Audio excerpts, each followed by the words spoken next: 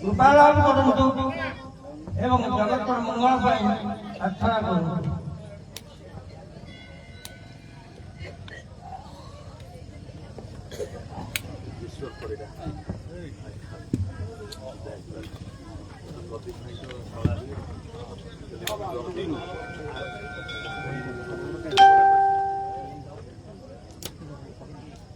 যাও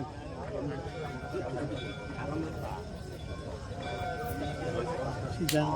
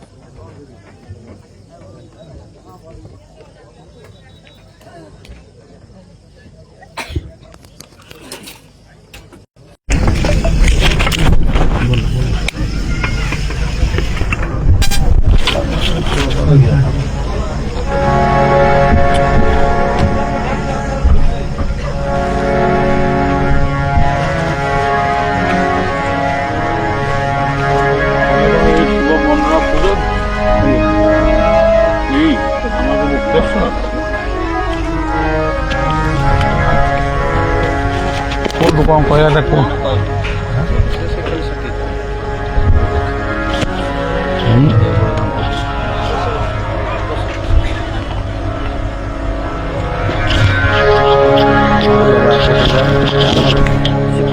বহি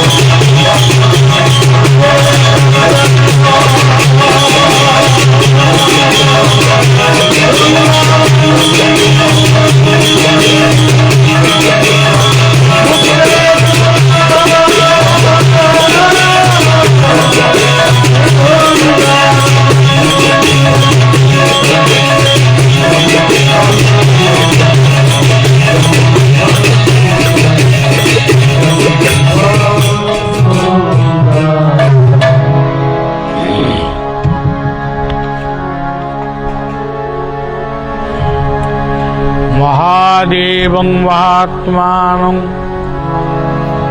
महायोगी महेश्वरं महापापं हरं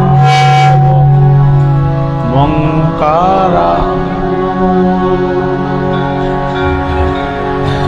हरि ओम नमः शिवाय महारुद्राय महाकालरुद्राय मुक्तेश्वराय नमो नमः हरि ओम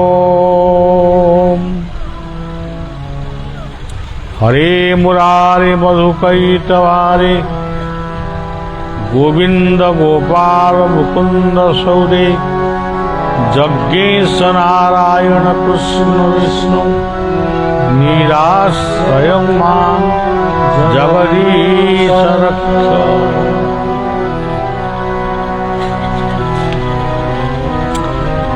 मुक्तेश्वर महादेवंक मंदिर प्रतिष्ठा उपलक्षे आजिर यही उत्सव पालित हो।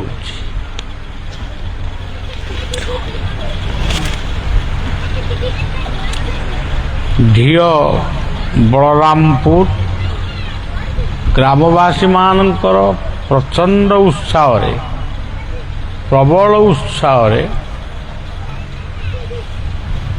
ये कार्यक्रम सुंदर एवं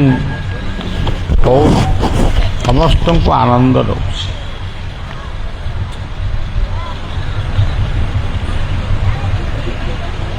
ये ग्राम को मोर मानस गुरु नामाचार्य बाया बाबांकर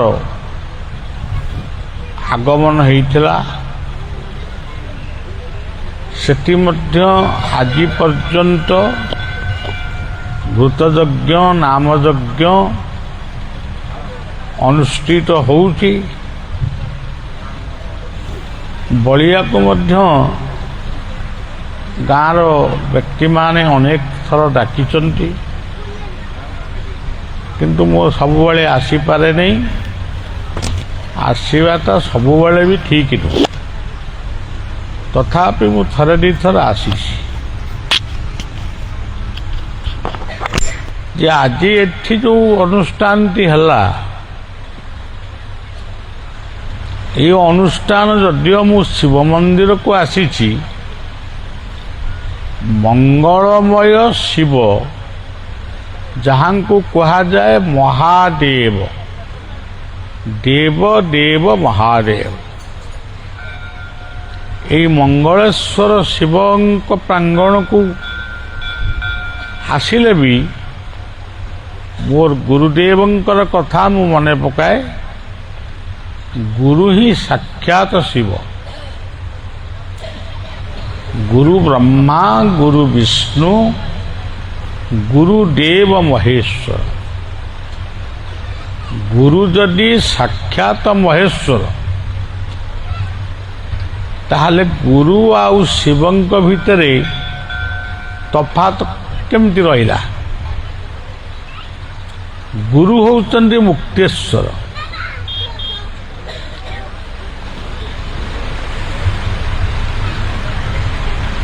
मुक्तेश्वर माने जे आमको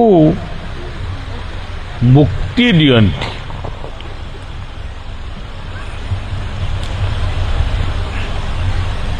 मुक्तिदाता ही सी ही मुक्ति प्रकृत रे वास्तव मुक्तेश्वर। तेणु मुक्तेश्वर महादेव को मोर मानसरे अजस्र प्रणाम निवेदन करुछि। शिव शब्दर अर्थ होउछि पृथ्वी। पार्वती शब्दर अर्थ होउछि प्रकृति रूपिणी माँ। गणेश शब्दर अर्थ होउछि विद्या बुद्धि प्रदायक। କାର୍ତ୍ତିକ ଶବ୍ଦର ଅର୍ଥ ହେଉଛି ଯିଏ ଦୁନିଆରେ କୀର୍ତ୍ତିବନ୍ତ ପୁରୁଷ। ତାଙ୍କର ଦ୍ୱାରପାଳ ହେଉଛନ୍ତି ନନ୍ଦୀ ଆଉ ଭୃଙ୍ଗୀ। ନନ୍ଦୀ କହିଲେ ଆନନ୍ଦ, ଭୃଙ୍ଗୀ କହିଲେ ଯୋଗ। ବୃଷଭ ଯେଉଁ ଦେଖୁଛନ୍ତି ସେ ବୃଷଭ ହେଉଛନ୍ତି ନିଜେ ଧର୍ମର ପ୍ରତୀକ। ତାଙ୍କର ଯେଉଁ ଡମ୍ବରୁ ବାଜୁଛି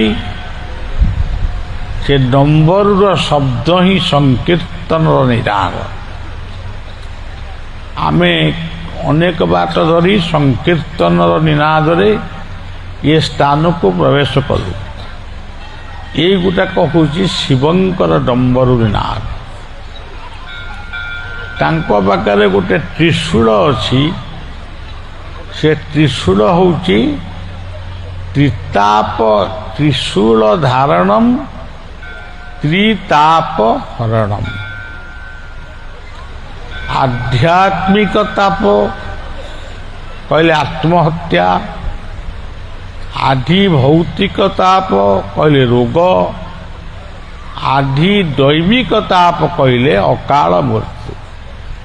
ये तीनोटी तापरू जे आमको मुक्ति दियंती से होचंती देवदेव महादेव।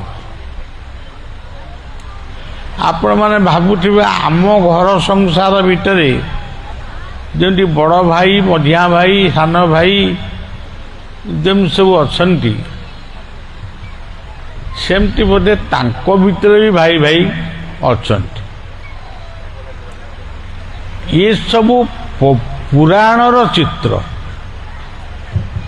सृष्टिर प्रारंभ जी करती सही पालन करती सही संहार करती। सृष्टिर उत्पन्न किए करती जेतेबेले से उत्पन्न करती सेतेबेले तांको नाम होउची ब्रह्मा। जेतेबेले से पालन करती तांको ना होउची विष्णु। जेतेबेले से संहार करती बा प्रलय करती, प्रलय काईकी करती सृष्टिटा पुरुणा हो गला। पुरुणा सृष्टि रे नुआ जिनिस सब बाहरला। पुरुणा को कहीं ग्रहण कले नहीं।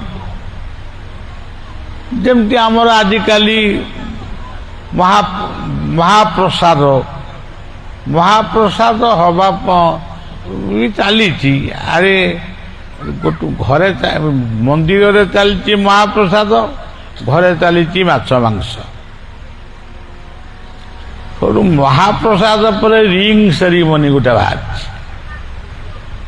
यही सबू जो पुरुणा जिनिस को आमे भूली जाई नुआ नुआ जिनिस मनमुखी जेतेबेले मनीष करे तेणु बाध्य हेई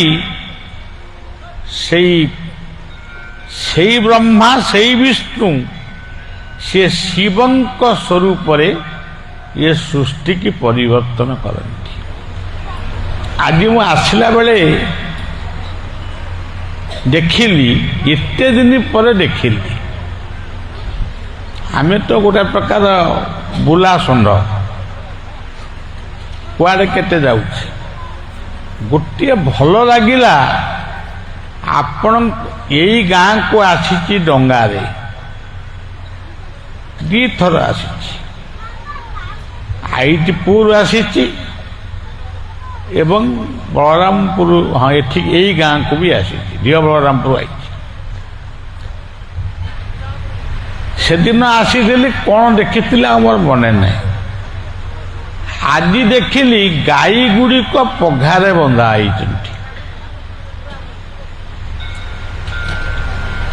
प्रथमे से गोमाता मानू माँ ନନ୍ଦିନୀ ସୁରଭିଙ୍କ ରୂପରେ ପ୍ରଣାମ ଜଣାଉଛି। ଯେଉଁମାନେ ଗାଈକୁ ବାନ୍ଧିକିରି ରଖିଛନ୍ତି, ଘାସ କୁଟା ଖାଇବାକୁ ଦେଉଛନ୍ତି, ଗୁହାଳ ତିଆରି କରିଛନ୍ତି, ସେମାନଙ୍କୁ ମଧ୍ୟ ମୁଁ ମାନେ ଗୋଟିଏ ନମସ୍କାର ନୁହେଁ, 2-4ଟା ନମସ୍କାର ଏକାଥରେ କରୁଛି। କାରଣ ସେମାନେ ଗୋମାତାର ସମ୍ମାନ ସେ ଦେଇଛନ୍ତି। ଆମେ ହିନ୍ଦୁ, ଆମର ମା ହେଉଛନ୍ତି ଗୋମାତା। ଏ କଥାଟା ଏ ଗାଁରେ ମୁଁ ଦେଖିବାକୁ ପାଇଲି, ମୋତେ ଏତେ ଖୁସି ଲାଗିଲା। ଆଉ ଯେଉଁ ଗାଁକୁ ଗଲେ ସେ ବନ୍ଧ ଉପରେ କେଉଁଠି ଗୋଟେ ବଣ ବୁଦା ପାଖରେ 10-15ଟି ଖଣ୍ଡେ ଗାଈ ଏମିତି ମୁହଁକୁ ମୁହଁ ଯୋଡ଼ାଯୋଡ଼ି ହେଇକି ଶୋଇଥିବେ, ଆଖିରୁ ଲୁହ ବହୁଥିବ। ତେଣୁ ଗୋ, ଗଙ୍ଗା, ଗାୟତ୍ରୀ, ଗୀତା ଇଏ ହେଉଛନ୍ତି ମା। ଆମ ଘରେ ହେଉଛନ୍ତି ଜନ୍ମଦାତ୍ରୀ ମା। ଏବଂ ନଦୀମାନଙ୍କ ଭିତରେ, ପୃଥିବୀରେ ଯେତେ ନଦୀ ଅଛି, ନଦୀମାନଙ୍କ ଭିତରେ ଶ୍ରେଷ୍ଠ ନଦୀ ହେଉଛନ୍ତି ଗଙ୍ଗା।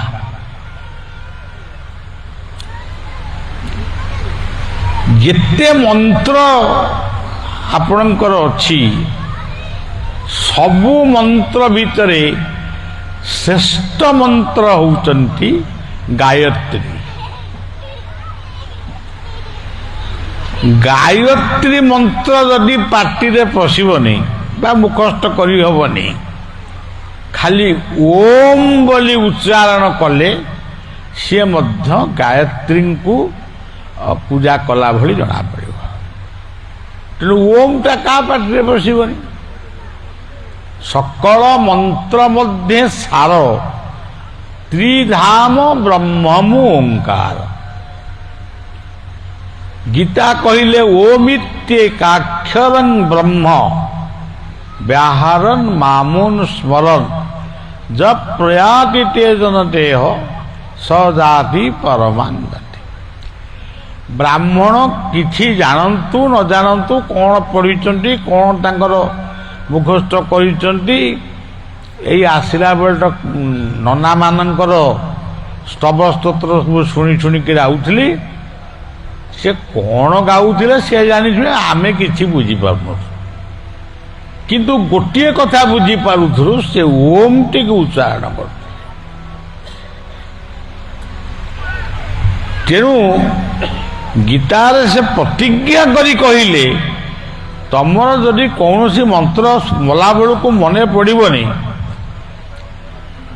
ତାହେଲେ କେବଳ ଯଦି ଓମ୍ ଓମ୍ ଓମ୍ ଉଚ୍ଚାରଣ କରିବ, ସେଇ ଓମ୍ ହିଁ ତୁମକୁ ମୁକ୍ତି ଦେବ। ସେଇ ଓମ୍ ଭିତରେ ଅଛନ୍ତି 3ଟି ଦେବତା, ଅ ଉ ମ, ଅର୍ଥାତ୍ ବ୍ରହ୍ମା ବିଷ୍ଣୁ ଶିବ, ଉତ୍ପତ୍ତି ସ୍ଥିତି ପ୍ରଳୟ। ତେଣୁ ଆମର ହିନ୍ଦୁ ଧର୍ମରେ ଗୋ ମା, ଘରର ମା, ଯେଉଁମାନେ ଘରେ ଅଛନ୍ତି, ସିଏ ଯେଭଳି ସମ୍ମାନ ପାଇବାର ଯୋଗ୍ୟା, ଗୋମାତା ଠିକ୍ ସେହିପରି, ଗାୟତ୍ରୀ ମନ୍ତ୍ର ମଧ୍ୟ ସେହିଭଳି, ଆଉ ଗଙ୍ଗା। ଆଉ ଗୋଟିଏ କଥା ହେଉଛି ଗୀତା। ଗୀତା ବୁଝୁ ନ ବୁଝୁ ପଢ଼ ଗୀତା, ରୁଚୁ ନ ରୁଚୁ ଖାତୁ ପିତା। ଆପଣମାନେ କୀର୍ତ୍ତନ କରୁଛନ୍ତି, କଳଉ ନାମ ସଂକୀର୍ତ୍ତନମ୍। ଗୀତାରେ କୁହାଯାଇଛି ସତତଂ କୀର୍ତ୍ତୟନ୍ତୁ ମାଂ। ଆପଣ ଯଜ୍ଞ କରନ୍ତୁ, ଯାହା ବି କରନ୍ତୁ, କୀର୍ତ୍ତନର ନାଦ ଯତ ଦୂର ଯାଏ ଗୋ ହତ୍ୟା ବ୍ରହ୍ମ ହତ୍ୟା ଛାଡ଼ିଆ ପଳାଏ। ଆଜି ଦେଖାଯାଉଛି କୀର୍ତ୍ତନ ଆମେ କେହି କରିବୁନି। ଲଜ୍ଜା ସଂକୋଚ ଦୂର କରି ନାଚିବ ଉନ୍ନତ ଆଚରି। ଦଣ୍ଡେ ନିମିଷେ କ୍ଷଣେ ଲେସେ ଯିଏ ବା ଥାଅ ଯେଉଁ ଦେଶେ। ଉଚ୍ଚେ ପଢ଼ିବ ମୋର ନାମ ଶୁଭିବ ସକଳ ଶ୍ରବଣ। ମୋ ନାମ ଶ୍ରବଣ କୀର୍ତ୍ତନେ ଶ୍ରଦ୍ଧା ଉପୁଜେ ଯାର ମନେ। ଶ୍ରଦ୍ଧା ନଥାଇ ଅନ୍ତର୍ଗତେ କେବଳ ଲୌକିକର ମତେ କିଛି ଲାଭ ନାହିଁ। ଆଜି ଆମେ ଢିଅ ବଳରାମପୁରକୁ ଆସୁଛୁ, ମୁଁ ଟିକେ କ୍ଳାନ୍ତ ହେଇପଡ଼ିଛି। ମୋତେ ଟିକେ ଏତେ ଶୋଭାଯାତ୍ରା ଏତେ ସମୟ ମୁଁ ଦେଇପାରୁନି। ମୁଁ ଗାଡ଼ି ଭିତରେ ବସିକିରି ମଧ୍ୟ କଷ୍ଟ ପାଉଛି, କାରଣ ସବୁଦିନେ ମାନେ ଏଇଭଳି ଚାଲିଛି। ଆଉ କ'ଣ, ଆଜି ବି ଏଠି, କାଲି ବି ସେଠି, ସବୁଠି ଚାଲିଛି, ସବୁବେଳେ ଚାଲିଛି। କିନ୍ତୁ ଆପଣମାନେ ଆଜି କ'ଣ କରିଛନ୍ତି? ଏ ଗାଁଟାକୁ କୀର୍ତ୍ତନରେ ଆପଣ ଆଜି ନିମଜ୍ଜିତ କରିଛନ୍ତି।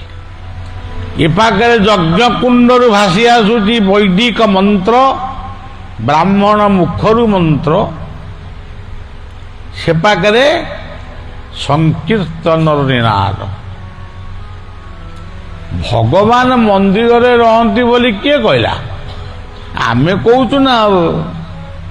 କିନ୍ତୁ ମୁକ୍ତେଶ୍ୱର ଶିବ ସେଇ କୀର୍ତ୍ତନ ଭିତରେ ସେ ଥିଲେ। ସେ ନିଜେ କହିଛନ୍ତି ମଦଭକ୍ତ୍ୟା ଯତ୍ର ଗାୟନ୍ତି ତତ୍ର ତିଷ୍ଠାମି ନାରଦ। ଏଇ ଢିଅ ବଳରାମପୁର, ଆଇଟପୁର, ମୁଁ ଏଠି ଏଇ ଦିଟା ଗାଁ ନାଁ ଜାଣିଛି। ଆଉ କେଉଁ ଗାଁ ଥିବ, କ'ଣ କରୁଥିବ, ମୁଁ ଆଉ ଜାଣିନି। ଏଇ ଦୁଇ ଗାଁକୁ ମଧ୍ୟ ମୁଁ ଆସିଛି।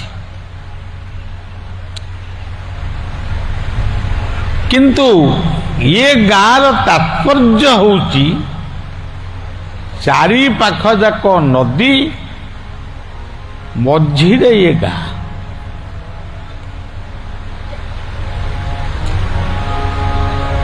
ପୁଣି ଏଇ ନଦୀକୁ ପାର ହେଇ ଏଠି ବିଶ୍ୱଶାନ୍ତି ଯଜ୍ଞ, ବାବା ବାୟାଙ୍କର ପଦାର୍ପଣ ସବୁ କିଛି ଘଟିଛି। ମୁଁ ଆମର ଆଜି ଏ କାର୍ଯ୍ୟକ୍ରମରେ ଆମର ତେଜେଶ୍ୱର ବାବୁ, ମୁଁ ତାଙ୍କ ନାଁ ଶୁଣିଥିଲି, ଦେଖିଛି କି କ'ଣ କରୁଛି ମନେ ନାହିଁ। ସେ ତାଙ୍କର ସ୍ୱତଃସ୍ଫୂର୍ତ୍ତ ଭାବରେ ତାଙ୍କ ନିର୍ବାଚନ ମଣ୍ଡଳୀକି ସେ ଆସିଛନ୍ତି।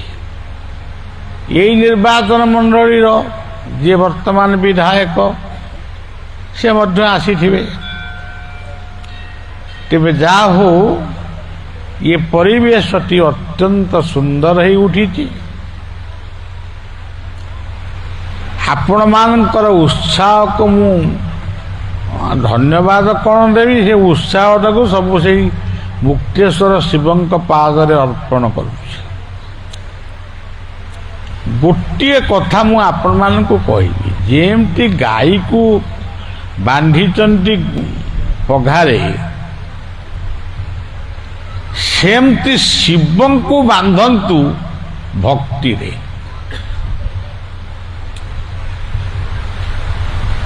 ଏଠି ମୁକ୍ତେଶ୍ୱରଙ୍କର ସେବକ ଥିବେ, ପିଲାମାନେ ଥିବେ। ମୋ ଦେଶ, ଜାତି, ସଂସ୍କୃତିର ପିଲାମାନଙ୍କୁ ଅନୁରୋଧ, ଶିବଙ୍କ ନାଁରେ ଗୋଟେ ଅପବାଦ ଅଛି, ସେ କାଳେ ଗଞ୍ଜେଇ ଖାଆନ୍ତି। କୋଉଠି କିଏ ଦେଖିଛ ଶିବ କୋଉଠି ଗଞ୍ଜେଇ ଖାଆନ୍ତି? ଯାହାଙ୍କ ପାଖରେ ଦୁଧ, ଦହି, ଲହୁଣୀ, ଘିଅ, କଦଳୀ ଏତେ ସୁନ୍ଦର ଭୋଗ ଲାଗୁଛି, ସେ ତାକୁ ଛାଡ଼ିକିରି ଇଏ ଗଞ୍ଜେଇ ଖାଇକିରି ଭୋଳ ହେବେ।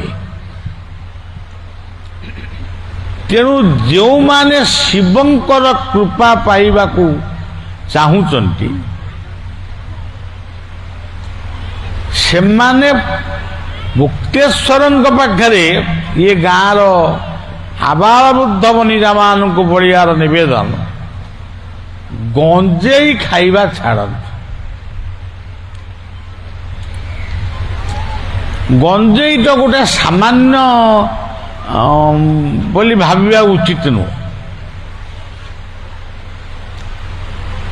ଯଦି ମଦ୍ୟ ମାଦକକୁ ବର୍ଜନ ନ କରିବେ, ଯେଉଁମାନେ ମଦ୍ୟପାନ କରି ଉନ୍ମତ୍ତ କାଣ୍ଡ ଗାଁ ଗହଳିରେ ଘଟଉଛନ୍ତି, ସେମାନେ ଯଦି ତାକୁ ନ ଛାଡ଼ିବେ, ଦେଶ, ସମାଜ, ପରିବାର, ଜୀବନ ସବୁ ବିପନ୍ନ ହେଇଯିବ। ଆଜି ଆମ ସମାଜକୁ ଉଦ୍ଭ୍ରାନ୍ତ କରୁଛି ଏଇ ନିଶା ଆଉ ମାଦକ। ବାୟା ବାବାଙ୍କ ଜୀବନର ଗୋଟେ ଗପ ମୁଁ ଆପଣମାନଙ୍କୁ କହୁଛି, ଏଇ ମହାଦେବଙ୍କ ସମ୍ବନ୍ଧରେ କହୁଛି। ଦେବଦେବ ମହାଦେବ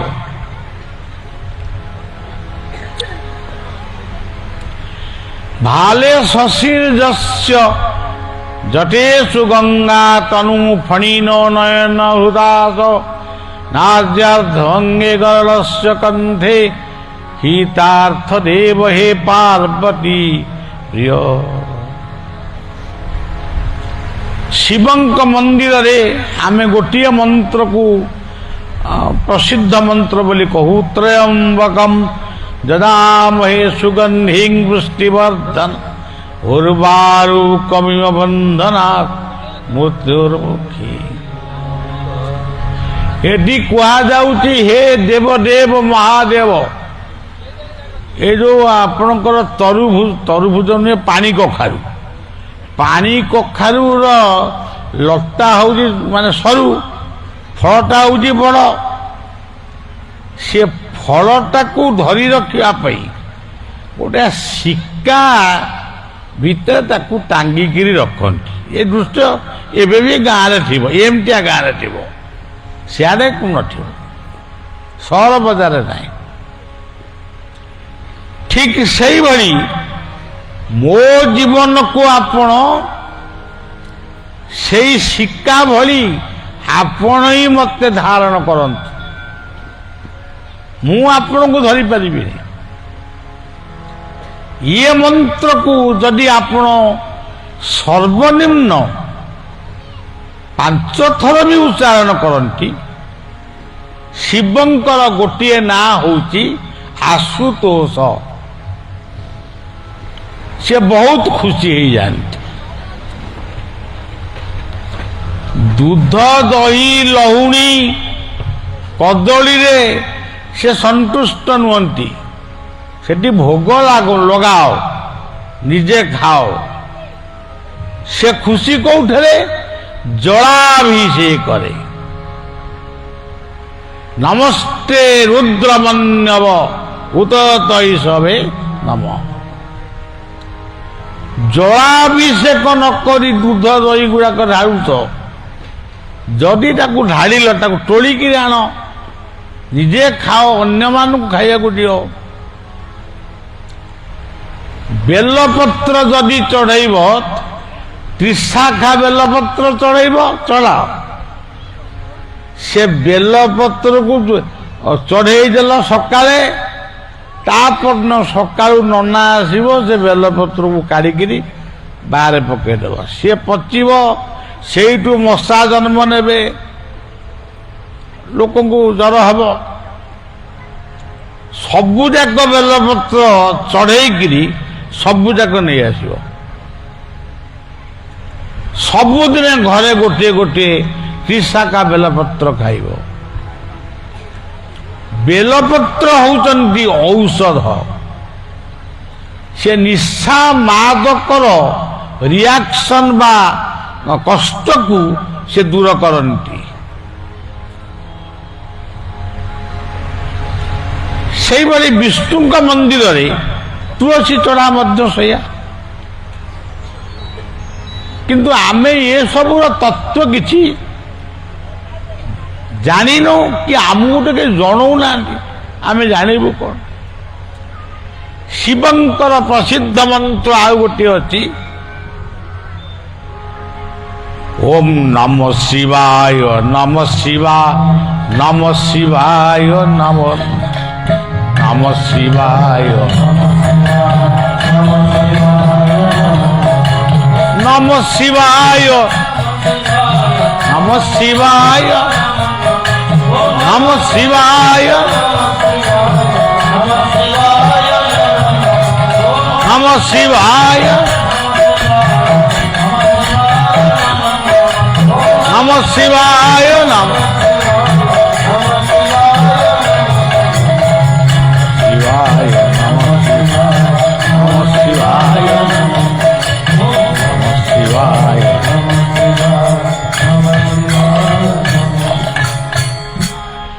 ଶିବଙ୍କ ଦ୍ୱାର ଦେଶରେ ଯୋଉ ବୃଷଭ ଅଛନ୍ତି, ଆପଣ ଭାବୁଛନ୍ତି ଏ ବୁଲା ଷଣ୍ଢ ସବୁ, ସିଏ ହେଉଛନ୍ତି ଧର୍ମ ରୂପୀ ବୃଷଭ, ନିଜେ ସ୍ୱୟଂ ବିଷ୍ଣୁ।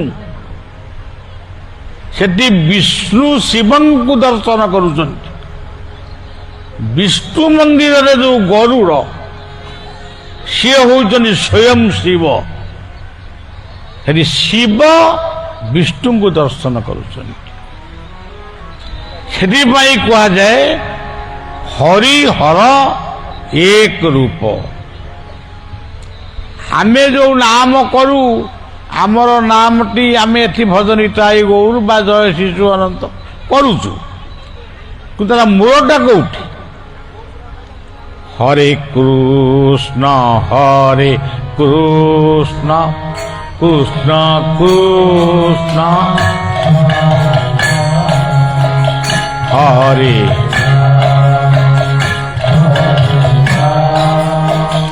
রাম রাম হরে কৃষ্ণ হরে কৃষ্ণ হরে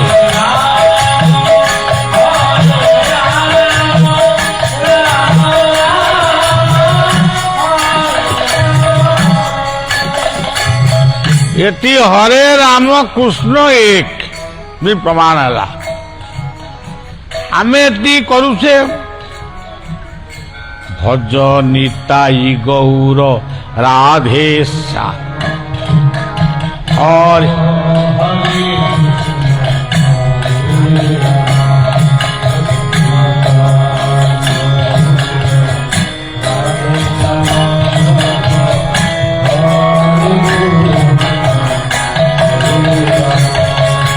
हरे कृष्ण राम एठी मध्य रहिले।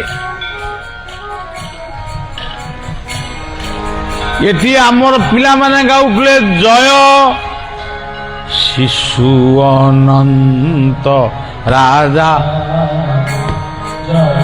सत्य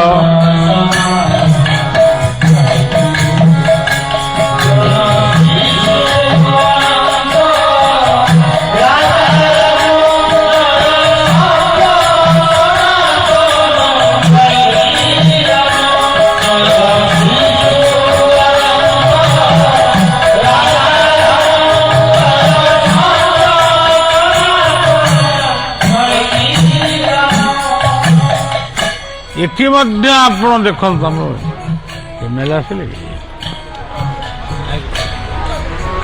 शिशु अनंत सी कहले शिव ସୁ କହିଲେ ଶୁଭ। ଏଇ ବର୍ତ୍ତମାନ କହୁଥିଲି ବିଧାୟକ ଆମ ସଂଗ୍ରାମ ବିଧାୟକ ଆସିଥିବେ, ଗୋଟେ ଆସିନଥିଲେ ବର୍ତ୍ତମାନ ଆସିଲେ। ଆଉ ତେଣୁ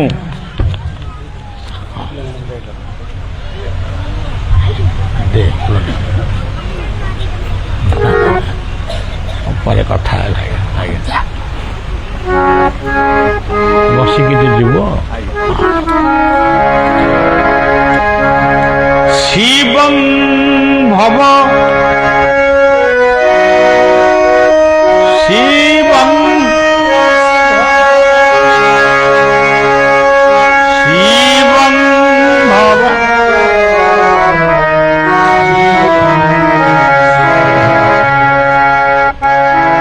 ତେଣୁ ଆମେ ଅନେକ ପ୍ରକାର ନାମ ମନ୍ତ୍ର ସିନା ପଢୁଛୁ, କିନ୍ତୁ ସବୁ କଥାର ମାନେ ହଉଛି ଗୋଟିଏ। ଏକ ସଦବିପ୍ରା ବହୁଧା ବଦନ୍ତି। ବାୟା ବାବାଙ୍କ ଜୀବନର ଗୋଟେ ଗପ, ସେଇ ଗପଟି କହି ମୋର କଥା ସାରିବି। ସେ ଗପଟି ହଉଛି ଶିବ ଆଉ ପାର୍ବତୀ। ଶିବ ପାର୍ବତୀ ଉଭୟ ମିଶିକିରି ସେ ମାନେ ମର୍ତ୍ତ୍ୟର ବିଭିନ୍ନ ସ୍ଥାନ ବୁଲିଲେ, ବିଭିନ୍ନ ମଠ ମନ୍ଦିର ସବୁ ବୁଲିଲେ। ଗୋଟେ ପୁଷ୍କରିଣୀ ତଟରେ ଶିବ ପାର୍ବତୀ ସେଠି ବସିଛନ୍ତି। ମାନେ ବସିଛନ୍ତି ମାନେ ତାଙ୍କୁ ଭଲ ଲାଗିଛି ବସିଛନ୍ତି। ସେ ଦେଖିଲେ ସେ ପୁଷ୍କରିଣୀରେ ପାଣି ନାହିଁ, ପାଣିଟା ବହୁତ ଦୂରରେ। ପାଣି ପିଇବାକୁ ହେଲେ ପଙ୍କ ଦେଇକିରି କାଦୁଅ ଭିତରେ ପଶିକିରି ଗଲେ ପାଣି ପିଇବ। ଗୋଟିଏ ହଡ଼ା ବଳଦ, ସେ ବୁଢା ହେଇଯାଇଛି, ତାର ବଳ ନାହିଁ। ସିଏ ଯେତେବେଳେ ପାଣି ପିଇବା ପାଇଁ ଯାଇଛି, ସେ କାଦୁଅ ଭିତରେ ଯେତେବେଳେ ପଶି ଯାଇଛି, ସେ କାଦୁଅ ଭିତରେ ସେ ପଡ଼ିଯାଇଛି, ପଡ଼ିକିରି ଛଟଫଟ ହଉଛି। ଆଉ ଆପଣମାନେ ଏଇଠି ବୁଝିବେ, জীব সেবা করে যে জন, সেই জন সেবিতে ঈশ্বর। জীবকু যিয়ে সেবা করে, যে ভাল পায়, সেই হউচন্তি প্রকৃত ঈশ্বরଙ୍କର ভক্ত। জীবরে ভাগবତରେ ଗୋଟେ ପଦ ରହିଲା, জীবরে ଯାର ଦୟା ନାହିଁ, ଉଦ୍ଧବ ଚାଣ୍ଡାଳଟି ସେଇ। ସେ ଗୋଟେ ଚାଣ୍ଡାଳ। ଯତ୍ର ଜୀବ ତତ୍ର ଶିବ। ଯେଉଁଠି ଜୀବଟିଏ ଦେଖୁଛ, ତାଙ୍କୁ ଶିବ ବୋଲି ଭାବି ନମସ୍କାର କର। ଆଜି ପୃଥିବୀରେ ଜୀବ ଆଉ କେହି ଆଉ ନାହାନ୍ତି। ଯାହା ଅଛନ୍ତି ସେ କେବଳ ଆଉ କିଛି ଦିନ ପରେ ସେ ବି ସଫା ହେଇଯିବେ। ଏ ମାଙ୍କଡ଼ ମାଂସ ବୋଧେ ଭାରତ କେହି ଖାଉନାହାନ୍ତି କି କ'ଣ, ସେଇଗୁଡ଼ାକ ଟିକେ ଡିଆଁ ଡେଇଁ କରୁଛନ୍ତି, କୁକୁର ଗୁଡ଼ାକ ଡିଆଁ ଡେଇଁ କରୁଛନ୍ତି, କିନ୍ତୁ ଆଉ ଜୀବ ନାହାନ୍ତି। ତେଣୁ ସଜ୍ଜନ, ଏ ଅପରାଧକୁ ମଣିଷ ନିଶ୍ଚୟ ଭୋଗ କରିବ। ମୁଁ ସରକାରଙ୍କୁ ଗୋଟିଏ ପ୍ରସ୍ତାବ ଦେଇଛି ଯେ ଜାତୀୟ ପଶୁ ଆମର ଗୋମାତା ହେବା ଦରକାର। ଆଉ ହାତୀ ହବ, ବାଘ ହବ, ଯାହା ହଉ ସେ ଉତ୍ତର ସେ ଦେଇନାହାନ୍ତି, ଦେବେ କି ନ ଦେବେ ସେ ଅଲଗା କଥା। ତେଣୁ ମୋର କହିବାର କଥା ହଉଛି, ବିଦ୍ୟା ବିନୟ ସମ୍ପନ୍ନେ ବ୍ରାହ୍ମଣେ ଗଭୀରସ୍ତି ଶୁନି ଚୈବ ସୋପାକେଶ ପଣ୍ଡିତ ସମଦର୍ଶୀ। ବ୍ରାହ୍ମଣ ଠାରେ, କୃଷକ ଠାରେ, ହାତୀ ଭିତରେ କୁକୁର ଭିତରେ ସବୁ ଭିତରେ ମୁଁ ଅଛି। ମତେ ଯିଏ ସବୁ ଭିତରେ ଚିହ୍ନିଛି ସେଇ ହଉଛି ପ୍ରକୃତରେ ମୋର ଭକ୍ତ। ଇଏ ହଡ଼ା ବଳଦଟି ଯାଇଛି କାଦୁଅରେ ପଇଛି, ଆଉ ଉଠି ପାରୁନି। ଶିବ ପାର୍ବତୀ ସେଠି ବସିଛନ୍ତି। ମଙ୍ଗଳମୟ ଶିବ, ମଙ୍ଗଳମୟୀ ପାର୍ବତୀ। ଏ ଦୃଶ୍ୟ ଦେଖୁଛନ୍ତି। ଜଣେ ଯୁବକ ସକାଳ 9ଟାରେ ବୋଧେ ଉଠିଛି, ମୁହଁ ଧୋଇନି, ଆଖିରେ ସେମିତି ନେନ୍ଦରା ଫେନ୍ଦରା ସବୁ ହୋଇଛି। ସିଏ ଗଡ଼ିଆ କୂଳେ ଆସି ଯୋଉ ପୋଖରୀ କୂଳେ ପହଞ୍ଚିଲା। ଶିବ ପାର୍ବତୀଙ୍କୁ ଦେଖିଲା, ସେ କାହିଁ ତାଙ୍କୁ ଚିହ୍ନିବ କଣ? ସେ ପୋଖରୀ ବନ୍ଧରୁ ସେ ହଡ଼ା ବଳଦ ଉପରକୁ ଡେଇଁଲା। ହଡ଼ା ବଳଦଟା ଉପରକୁ ଡେଇଁଲା ବେଳେ ହଡ଼ା ବଳଦଟି ଯାହା ଅବସ୍ଥା ହେଇଥିବ ଆପଣମାନେ ଅନୁଭବ କରିବେ। ସେ ହଡ଼ା ବଳଦ ଉପରେ ବସିକିରି ମୁହଁ ଧୋଇଲା, ଦାନ୍ତ ଘଷିଲା, ପୁଣି ଡେଇଁଲା, ଆଇଲା। ଶିବ କହିଲେ ଦୀର୍ଘାୟୁ ଭବ, ତୁ 100 ବର୍ଷ ପର୍ଯ୍ୟନ୍ତ ବଞ୍ଚ। ପାର୍ବତୀ ତାଙ୍କ ମୁହଁକୁ ଅନେଇଲେ, କହିଲେ କଣ? ତାକୁ କଣ ବଳ ଦେଲ? ନା ଦୀର୍ଘ ଜୀବନ ସେ ବଞ୍ଚିବ। ନା ପ୍ରଭୁ, ଆପଣ ଗଞ୍ଜେଇ ଖାଆନ୍ତିନି, ଆପଣ କେବେ ଭାଙ୍ଗ ଖାଆନ୍ତିନି, କିନ୍ତୁ ଆପଣଙ୍କ ନାଁରେ ମଣିଷ ଗଞ୍ଜେଇ ଭାଙ୍ଗ ଶିବ ଖାଆନ୍ତି କହି ତାକୁ ବହୁତ ଖାଆନ୍ତି, ଗଞ୍ଜେଇ ଚାଷ ବି କରନ୍ତି। ତେଣୁ ଆଜି ବୋଧେ ଆପଣଙ୍କୁ ଭକ୍ତମାନେ ଗଞ୍ଜେଇ ଭୋଗ ବେଶୀ ଦେଇ ଦେଇଛନ୍ତି। ଆଉ ଜଣେ ହଡ଼ା ବଳଦ ଉପରକୁ ଡେଉଁଛି, ତୁମେ କହୁଛ କଣ ନା ମାନେ ଦୀର୍ଘାୟୁ ହବ। ଶିବ କହିଲେ, ମା ଏ ପାର୍ବତୀ ତୁମେ ମା, ତୁମ ଅନ୍ତରକୁ ସମସ୍ତେ ବୁଝିପାରିବେନି, ମାତୃ ଅନ୍ତରକୁ କିଏ ବା ବୁଝିଛି, ମା ଡାକ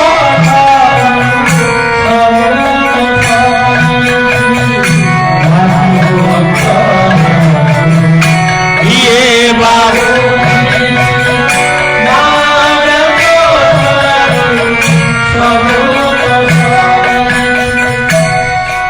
ଆଜି ଗାଁ ଗହଳିରେ ସବୁଠାରୁ ବିପନ୍ନ ହଉଛନ୍ତି। ଯେମିତି ଗୋମାତା ବିପନ୍ନ, ଆଉ ବାପ ମାଙ୍କୁ କେହି ବାପା ମାମା କହୁନାହାନ୍ତି, କଣ କହୁଛନ୍ତି? ବୁଢା ବୁଢୀ।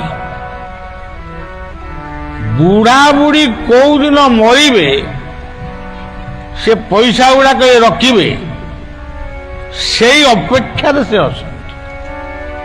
ସମସ୍ତେ ନୁହନ୍ତି, କିନ୍ତୁ ଖୋଜିବାକୁ ଗଲେ ସବୁଆଡେ ଇଏ ଦଳ ଗୋଟାଏ ଦଳ ଅଛନ୍ତି।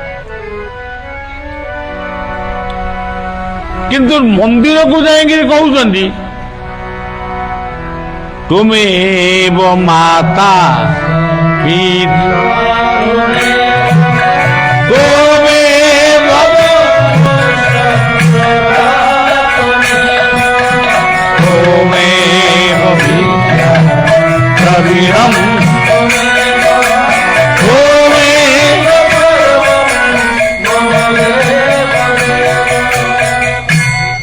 ଘରେ ଯୋଉ ବାପା ମା ତାଙ୍କୁ ଚିହ୍ନିଲନି, ମନ୍ଦିରରେ ଏମିତି ଚିହ୍ନିଗଲ।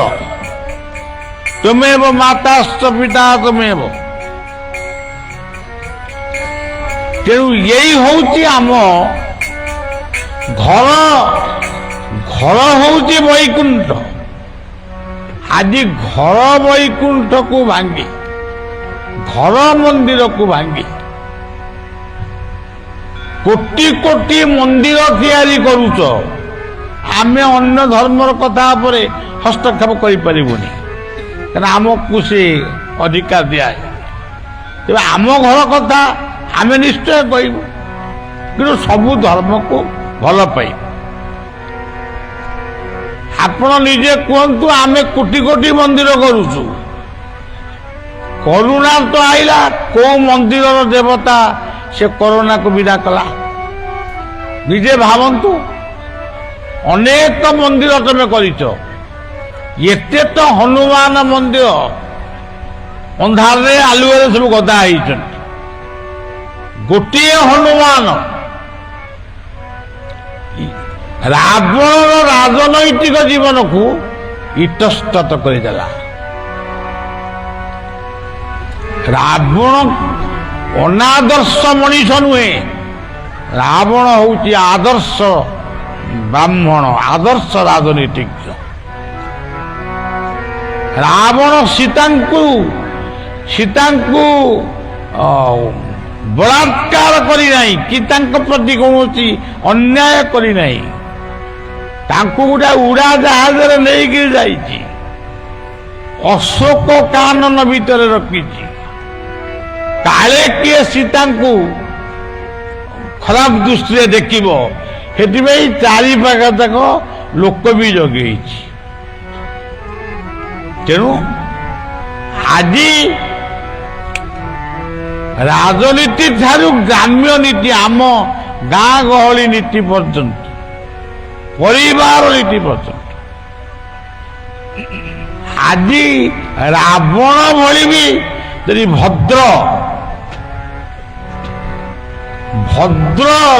ଲୋକ ଯଦି ରହିବେ, ତାହେଲେ ଆମ ସମାଜ କେବେ ହେଲେ ବିଗିଡ଼ି ଯିବ ନାହିଁ। ଏଇ ଆସିଲା ବେଳେ ବାଟରେ ଗୋଟେ ମୋବାଇଲରେ କ'ଣ ମତେ ଶୁଣଉଥିଲେ, ଗୋଟେ ମାଇନ୍ସର କେ ଅଫିସରଟାଏ ତା ଘରୁ ବାହାରିଲାନି କେତେ କୋଟି, 4 କୋଟି ଟଙ୍କା ତା ଘରେ ଅଖା ବସ୍ତାରେ ବନ୍ଧା ହେଇକି ଥୁଆ ହେଇଛି। ଇଏ କାଳେ ଦେଶ ଗଣତନ୍ତ୍ର, ଏଠି ଗଣତନ୍ତ୍ର ଅଛି କି? ଏଠି ବର୍ତ୍ତମାନ ବି ରାଜତନ୍ତ୍ର ଚାଲିଛି। ଆମମାନଙ୍କ ଜୀବନ ଏଠି ବିପନ୍ନ। ମୁଁ ଏଠି ଜଣଙ୍କ ବିରୁଦ୍ଧରେ ପଦେ କଥା କହିକି ସେ ବନ୍ଧ ଉପରୁ ଗଲାବେଳକୁ ମତେ ବି କିଏ ଗୁଳି କରି ମାରିଦେବ। ତେଣୁ ସଜ୍ଜନ, ମୁଁ ଏ କଥା କହିବାର ଉଦ୍ଦେଶ୍ୟ ହେଉଛି, ପାର୍ବତୀ ମହାଦେବୀ ଶିବଙ୍କୁ କହିଲେ, ତମର ଗଞ୍ଜେଇଟା ବୋଧେ ବେଶୀ ହେଇଯାଇଛି, ତମେ ଗଞ୍ଜେଇ ନିଶାରେ ଏମିତି ସବୁ ବର ଦଉଛ। ଶିବ କହିଲେ, ଆଚ୍ଛା ହଉ, ଆଉ ଏଇଗୁଡ଼ାକ ଭୁଲ ହେଇଗଲା, ମୁଁ ଟିକେ ଆଉ ଟିକେ ବସିବା, ଯିବା ଆଉ। ତାପରେ ଆଉ ଜଣେ ଯୁବକ ଆସିଲେ, ସକାଳୁ ସ୍ନାନ କରିଯା,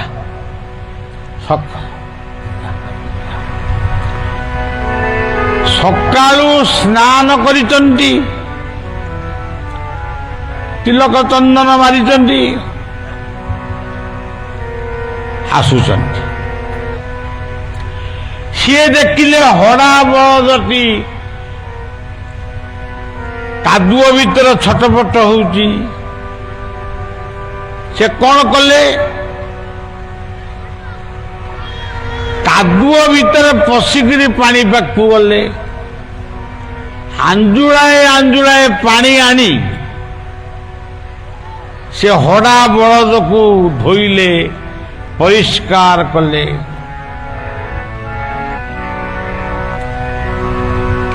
ଶିବ ଦେଖୁଛନ୍ତି, ପାର୍ବତୀ ଦେଖୁଛନ୍ତି। ଇଏ ପିଲାଟି ଗାଧେଇକି ପୁଣି କାଦୁଅରେ ବସି ପାଣି ଆଣି ହଡ଼ା ବଳଦକୁ ସେବା କରୁଛି। ହଠାତ୍ ଶିବ କହି ଉଠିଲେ, ବାଟରେ ପଡ଼ିକିରି ମର। ଏ କଥା ଯେତେବେଳେ ଶିବଙ୍କ ମୁହଁରୁ ବାହାରିଲା। ପାର୍ବତୀ କହିଲେ ପ୍ରଭୁ ଆଉ ମୁଁ ରହିବିନି, ମୁଁ ଆଉ କେବେ ରହିବିନି, କି ତମ ସାଙ୍ଗରେ ମୁଁ ଆଉ କୁଆଡ଼କୁ ବୁଲିବାକୁ ଯିବିନି। ଶିବ କହିଲେ ଆଉ କ'ଣ କରିବା, ଗୋଟେ ପାଟିରୁ ବାହାରି ପଡ଼ିଲା ମୋର, ଆଉ କ'ଣ କରିବି ଆଉ। ହଉ ବ୍ୟସ୍ତ କାହିଁ ହଉଛ, ତାହେଲେ ପଳେଇବା। ଶିବ ଫେରିଗଲେ କୈଳାସକୁ।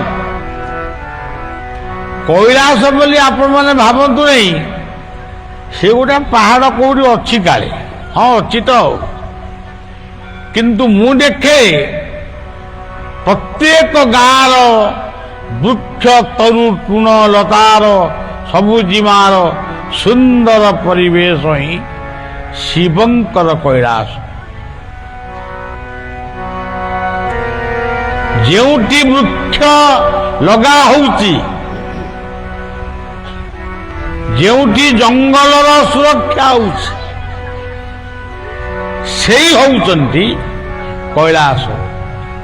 ସେତିକି ଶିବଙ୍କୁ ଡାକିବାକୁ ହବନି, ଶିବ ଆପେ ଆପେ ଆସିବେ। ତେବେ ଶିବ ପାର୍ବତୀ କୈଳାସକୁ ଫେରିଗଲେ। ଏ ପୁରାଣର କଥା।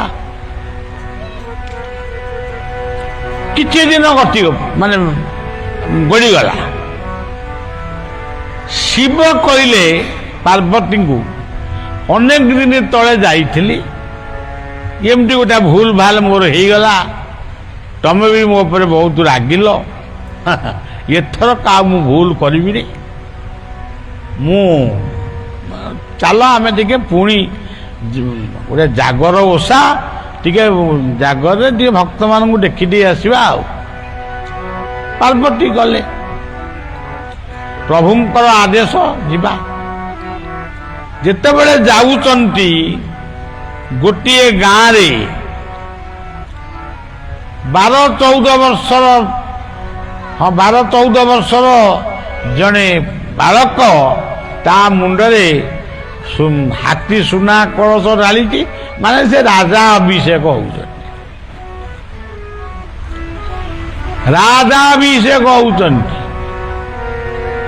ଶିବ କହିଲେ ପାର୍ବତୀଙ୍କୁ, ପାର୍ବତୀ ଏଇ ଯୋଉ ଗାଁରେ ଯୋଉ ଉତ୍ସବଟା ଲାଗିଛି, ଏଇ ଯୋଉ ପିଲାଟି ବସିଛି, ସେ କିଏ ଟିକେ ଚିହ୍ନିଲ? ପାର୍ବତୀ କହିଲା କିଏ? ସେ ରାଜା ବୋଧେ ମରି ଯାଇଛନ୍ତି, ତାଙ୍କ ପୁଅ ରାଜା ହଉଛନ୍ତି ଆଉ। ନା ନା ନା, ଦିବ୍ୟ ଦୃଷ୍ଟିରେ ଦେଖ ପ୍ରକୃତରେ ସେ କିଏ। ଇଏ ଦିବ୍ୟ ଦୃଷ୍ଟିରେ ଦେଖିଲେ ତାଙ୍କର ମନେ ପଡ଼ିଗଲା ସେଇ ଦିନର ହଡ଼ା ବଳଦ ଉପରକୁ ଡେଇଁକିରି ଯେ ହଣା ବଳଦକୁ ଯିଏ ପାଣି ଆଞ୍ଜୁଳାଏ ଆଞ୍ଜୁଳାଏ ଆଣି ତାକୁ ସଫା କରିଥିଲା, ପରିଷ୍କାର କରିଥିଲା, କଅଁଳିଆ ଘାସ ବା ପତ୍ର ତାକୁ ଖୁଆଇ ଦେଇଥିଲା, ଯାହାଙ୍କୁ ମୋର ସ୍ୱାମୀ ଦେବଦେବ ମହାଦେବ କହିଥିଲେ ବାଟରେ ପଡ଼ି ମୋର, ଇଏ ହଉଛି ସେଇ ଲୋକ। ସିଏ ମରିଛି କିନ୍ତୁ ଅମୃତର ପୁତ୍ର ହେଇଛି, ସିଏ ଆଜି ରାଜା ହବ। ଶିବଙ୍କର କୃପା। ତେଣୁ ପାର୍ବତୀ ମଧ୍ୟ ଶିବଙ୍କୁ ପ୍ରଣାମ ଜଣେଇଲେ ଯେ ପ୍ରଭୁ ମୁଁ ସେଦିନ ଭୁଲ କରିଥିଲି, ଆପଣ କିନ୍ତୁ ଠିକ କରିଛନ୍ତି। ସତ୍ୟଂ ଶିବଂ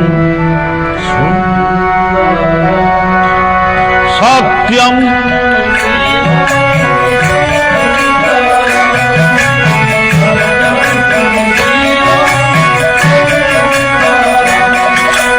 सत्यम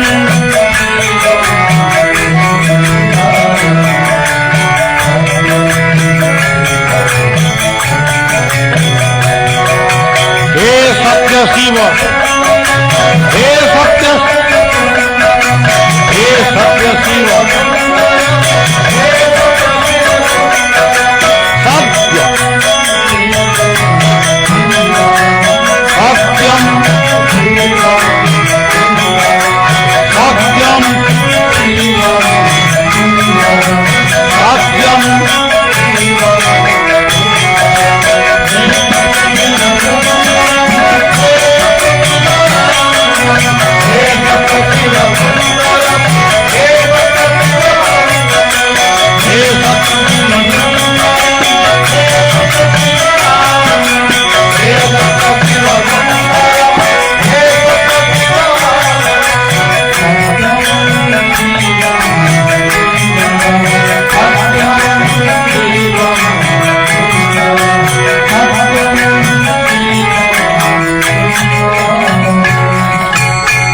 ଶିବଙ୍କର ଧାମ ହେଉଛି କଣ୍ଠଚକ୍ର।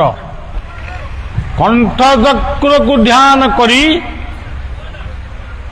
ଏଇ ମନ୍ତ୍ର ଜପ କରନ୍ତୁ। ଓಂ ନମ ଶିବା ସତ୍ୟଂ ଶିବଂ ସୁନ୍ଦରମ୍ ତତ୍ପୁରୁଷାୟ ନମଃ ତତ୍ପୁରୁଷାୟ ନମଃ। ଏଇ ହଉଛି କଥା। ତାପରେ ଶିବ ପାର୍ବତୀ ପୁଣି ଆଗକୁ ଗଲେ, କହିଲେ ଆଉ ଟିକେ ଆଗକୁ ଯିବା। ସେଇ ପୁଷ୍କରିଣୀ ତଟରେ ହାତ ଗୋଡ଼ ଗୁଡାକ ଛିଣ୍ଡି ଯାଇଛି, ଘା ହେଇଯାଇଛି ଦେହ ଯାକ। ପୁଣ୍ୟ ପାଇବା ପାଇଁ କିଛି ଲୋକ ସେଇ କ୍ଷତ ବିକ୍ଷତ ଲୋକ ପାଖରେ ମାନେ ପିଠା ପଣା ସବୁ ଆଣିକି ଗଦା କରୁଛନ୍ତି। ସେ ଖାଇବାକୁ ଇଚ୍ଛା କଲେ ବି ଖାଇପାରୁନି, ତା ପାଟିରେ ମାଛି ପଶି ଯାଉଛି। ଶିବ କହିଲେ ପାର୍ବତୀଙ୍କୁ, ସେ ଗାଁରେ ଦେଖିଥିଲ ଯାହାକୁ, ଆଜି ଏଇ ଗାଁରେ ଏଇ ପୁଷ୍କରିଣୀ ତଟରେ ଦିନେ ଆମେ ଦି ଜଣ ବସିଥିଲେ, ଏଇଠୁ ବିଗିଳିକି ତମେ ଯାଇଥିଲ। ଏଇ ଯୋଉ ଲୋକଟି ବହିଛି ପିଠାପଣା ତା ଆଗରେ ଗଦା ହେଇଛି, ଇଏ କିଏ? ଟିକେ ତାକୁ ଦେଖ।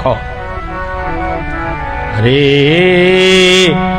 ମୂଢ଼ ମନାଇ ଦିବ୍ୟ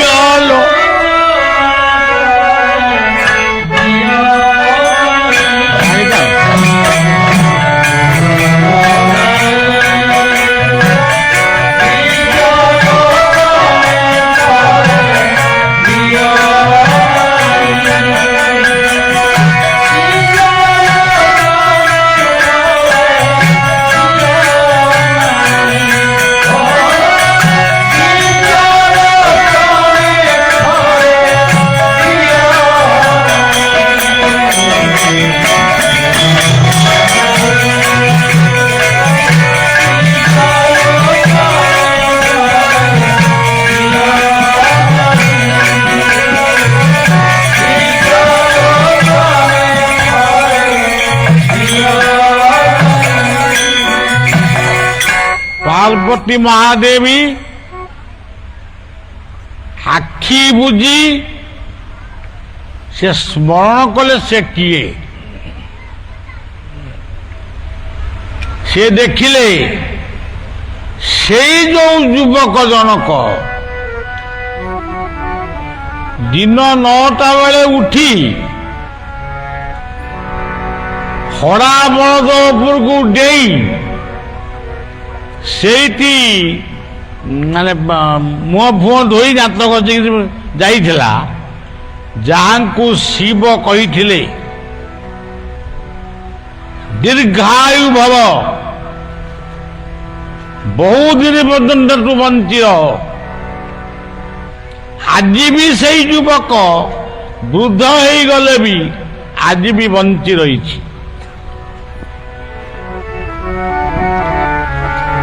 କିନ୍ତୁ ବଞ୍ଚି ରହିଲେ କଣ? ତାର ହାତ ଗୋଡ଼ ସବୁ ଖଣ୍ଡିଆ ହେଇଯାଇଛି, ବିକୃତ ହେଇଯାଇଛି। ତାକୁ ଖାଇବାକୁ ଦେଲେ ମଧ୍ୟ ସେ ଖାଇପାରୁନି।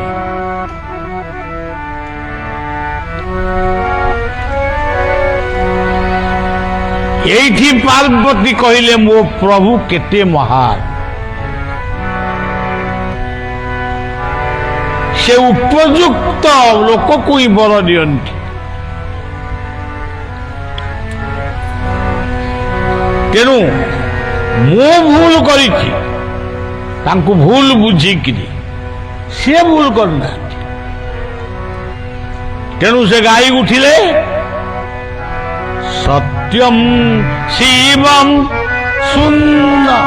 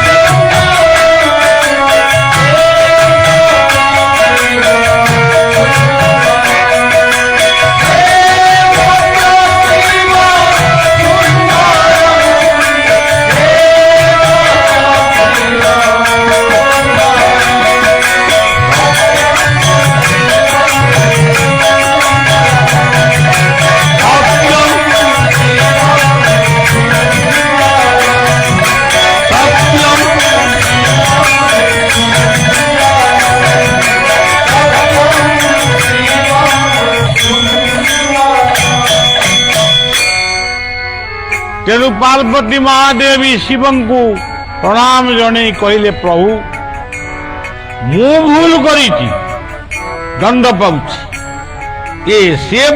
ସେ ପିଲାଟି ଭୁଲ କରିଥିଲା, ଦଣ୍ଡ ପାଉଥିଲା। ମୁଁ କିନ୍ତୁ ଆପଣଙ୍କୁ ଭୁଲ ବୁଝିଥିଲି।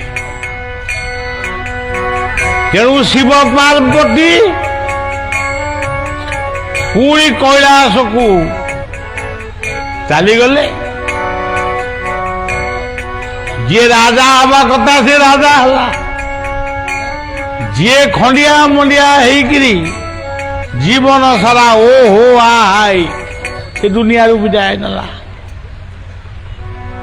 ତେଣୁ ସଜ୍ଜନ ଶିବ ଶବ୍ଦ ଭାଗବତରେ କେମିତି କହିଛନ୍ତି ଯେ ଗୋଟିଏ ଧାଡ଼ି ଖାଲି କହିବି, ତାର ଅର୍ଥଟା ତ ବହୁତ ଅଛି, ଖାଲି ଗୋଟିଏ ଧାଡ଼ି କହିବି।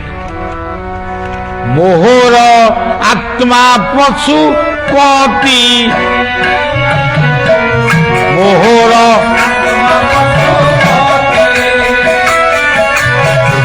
ମୋହର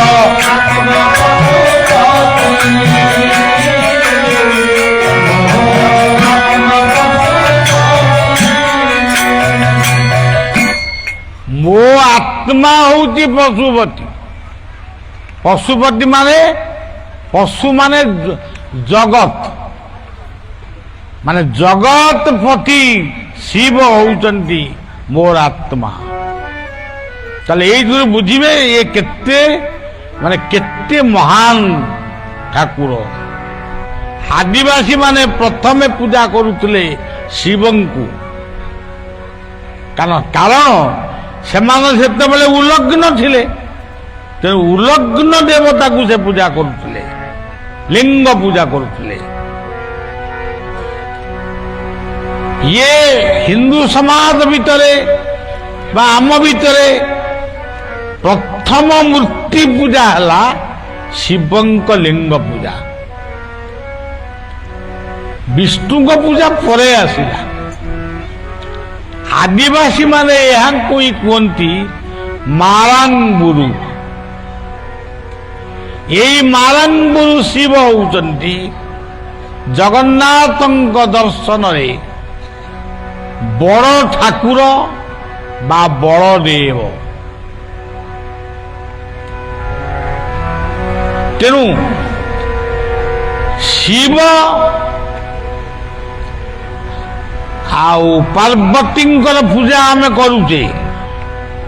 ଆମେ ଭାବୁଛୁ ତାଙ୍କ ବାହନ ସିଂହ, ଆଙ୍କ ବାହନ ଷଣ୍ଢ, ଏଗୁଡ଼ା ସବୁ କିଛି ନୁହେଁ। ଅହଙ୍କାର ରୂପୀ ସିଂହତ୍ୱକୁ ଦମନ କରିବା ପାଇଁ ମା ପାର୍ବତୀ ତାଙ୍କରି ଉପରେ ବହିଛନ୍ତି। ଯୋଉ ପିଲାଟା ଘରେ ବହୁତ ଚଗଲା ହୁଏ ବା ଟିକେ ଖାଇବା ପିଇବା ପାଇଁ ଗଣ୍ଡଗୋଳ କରେ, ମା ତାରି କଥାଟା ବେଶୀ ବୁଝେ। ସେଇ ହଉଛନ୍ତି ପାର୍ବତୀ ସିଂହବାହିନୀ।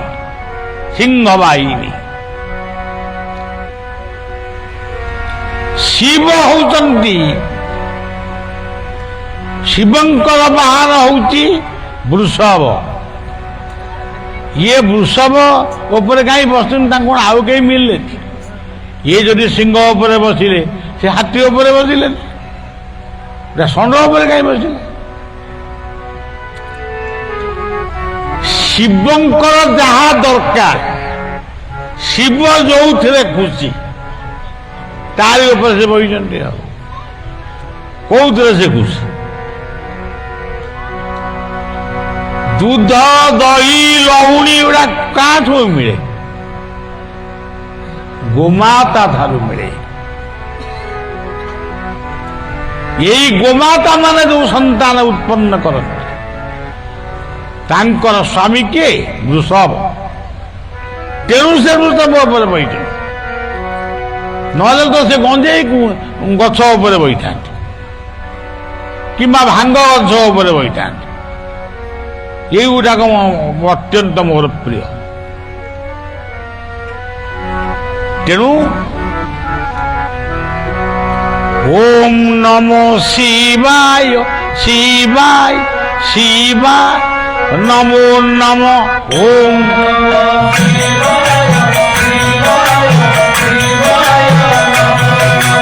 ওম নমো শিবায় শিবায় শিবায়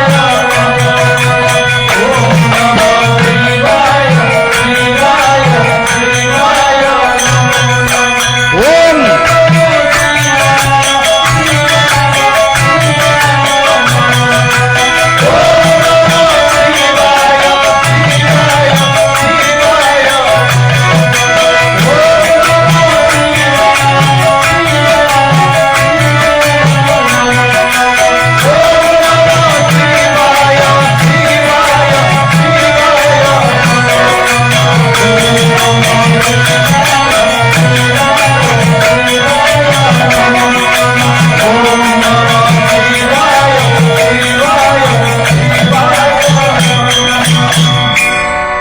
ଶିବ ହଉଛନ୍ତି ମଙ୍ଗଳମୟ ମଙ୍ଗଳମୟ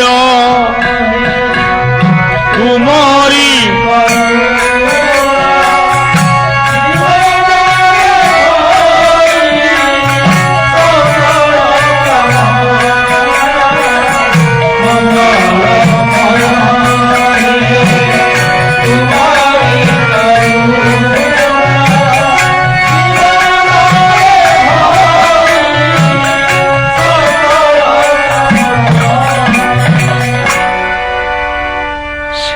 ନିଜେ ଭଗବାନ କୃଷ୍ଣ ଶିବଙ୍କ ନାମରେ ନାମିତ ହେଇଛନ୍ତି। ଭଗବାନ କୃଷ୍ଣ ତାଙ୍କ ନାଁ କଣ ହେଇଛି? ଏଠି ଯେମିତି ହେଇଛନ୍ତି ମୁକ୍ତେଶ୍ୱର, ସେମିତି ବୃନ୍ଦାବନରେ ହେଇଛନ୍ତି ଯୋଗେଶ୍ୱର। ଗୀତାର ଶେଷ ଶ୍ଲୋକ ହଉଛି ଯତ୍ର ଯୋଗେଶ୍ୱର କୃଷ୍ଣ। ଖାଲି ସେତିକି ନୁହେଁ, ସେଇ ଗୀତାରେ କହିଛନ୍ତି ଯେ ଶିବ କୋଉଠି? ଈଶ୍ୱର ଶିବଙ୍କର ଗୋଟିଏ ନାଁ ହଉଛି ଈଶ୍ୱର। ସେ ଈଶ୍ୱର କିଏ? ଗୁରୁଙ୍କୁ ନମଣିବ ନର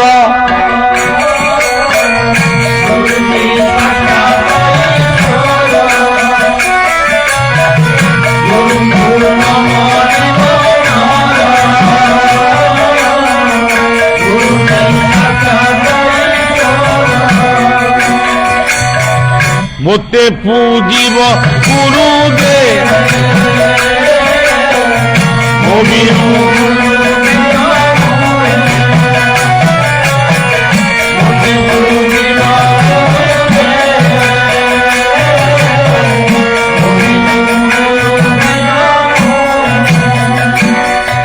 ତେଣୁ ଗୁରୁ ହଉଛନ୍ତି ଈଶ୍ୱର ବା ଶିବ।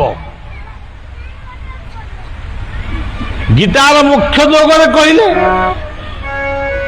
ଈଶ୍ୱର ସର୍ବଭୂତାନାଂ ହୃଦୟେଷର୍ଜୁନ। ଅର୍ଜୁନ, ମୁଁ ସବୁ ଜାଗାରେ ଅଛି, କିନ୍ତୁ ତମେ ଯଦି ମତେ ଖୋଜିବ ଏଇ ହୃଦୟକୁ ଧ୍ୟାନ କର। ମୁଁ ସେଇ ହୃଦୟରେ ଆତ୍ମା ରୂପରେ ଅଛି। ତେଣୁ ଶିବଙ୍କର କଥା ଏକ ସ୍ୱତନ୍ତ୍ର। ସେ କାହିଁକି ବିଭୂତି ବୋଳିଛନ୍ତି? ଦେଖିବାକୁ ବହୁତ ସୁନ୍ଦର, ତାଙ୍କ ଭଳି ସୁନ୍ଦର କେହି ନାହାନ୍ତି। ନିଜର ସୌନ୍ଦର୍ଯ୍ୟକୁ ଲୁଚେଇ ରଖିବା ପାଇଁ ସେ ବିଭୂତି ବୋଳି ହୁଅନ୍ତି। ଯେତେବେଳେ ସମୁଦ୍ର ମନ୍ଥନ ହେଲା, ସେ ସମୁଦ୍ର ମନ୍ଥନ ବେଳେ ମନ୍ଦରଗିରି ପାହାଡ଼ ନା ମନ୍ଦରଗିରି ପର୍ବତ ସିଏ ହେଲା ଦହି କୁଆ, ମାନେ ସମୁଦ୍ରକୁ ମନ୍ଥନ କରିବ। ବାସୁକି ନାଗ ହେଲେ ଦୌଡ଼ା ଇଏ ସବୁ ତତ୍ତ୍ୱ, ଏ ସବୁ ପୁରାଣର ଉପାଖ୍ୟାନକୁ ଭାବିଲେ ହବନି, ତତ୍ତ୍ୱ ସବୁ। ମନ୍ଦରଗିରି ହଉଛି, ମନ୍ଦରଗିରି ପର୍ବତ ସମୁଦ୍ର ଭିତରେ ରହିଲା। ବାସୁକୀ ନାଗ ଦୌଡ଼ା ହେଲା, ଗୋଟାଏ ପାଖରେ ଦେବତା ଟାଣିଲେ, ଆଉ ଗୋଟାଏ ଜାଗାରେ ଅସୁର ଟାଣିଲେ। ଏଇଠି ବି ବର୍ତ୍ତମାନ ତ ଏଇଠି ବର୍ତ୍ତମାନ ଏଇ ଜାଗାରେ ବି ଚାଲିଛି ଆଉ। ମନ୍ଦର ପର୍ବତ କିଏ? ଆମ ମନ। ମନ ଆପଣମାନଙ୍କୁ ଏଠି ବସେଇଛି, ମନ ଆପଣମାନଙ୍କୁ ଏଠି କଥା ଶୁଣଉଛି। ମୋ ମନ ହେଇଛି, ମୁଁ ଏଠିକି ଆଇଛି। ମନ, ମନ ରୂପୀ ମନ୍ଦର। ବାସୁକୀ ନାଗ କିଏ? ନିଶ୍ୱାସ। ବା କହିଲେ ନିଶ୍ୱାସ। ନିଶ୍ୱାସଟା ଆମ ନାକରେ ବହୁଛି ବୋଲି ଆମେ ଏଠି ବଇଛୁ ନା। ଆଉ ନିଶ୍ୱାସଟା ବନ୍ଦ ହେଇଯିବ, ଆମକୁ ଟେକି ଟେକି ନେଇ ପଳେଇବେ। ଆମରି ଭିତରେ ରହିଛନ୍ତି ଦେବତା ଆଉ ଅସୁର। ଦେବତା କିଏ?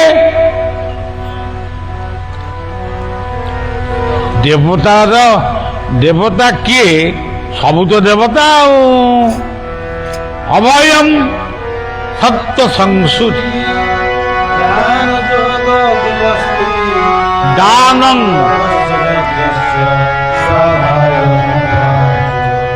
ଏଡ଼େ ବଡ଼ କାର୍ଯ୍ୟକ୍ରମ ହଉଛି। ଆପଣମାନେ ଯେଉଁମାନେ ଦାନ କରିଛନ୍ତି, କେଉଁମାନେ ଉତ୍ସାହ ପ୍ରଦାନ କରିଛନ୍ତି, କେଉଁମାନେ ବାକ୍ୟ ଦାନ କରିଛନ୍ତି, ସେଇଟା ସବୁ ଦେବତା। ଯେ ଦୁନିଆରେ ଦାତା ସେଇ ହଉଛି ଦେବତା।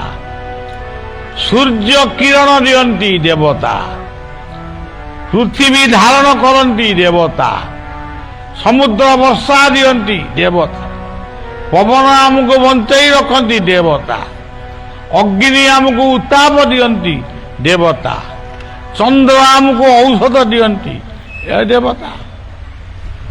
ଅସୁର କିଏ?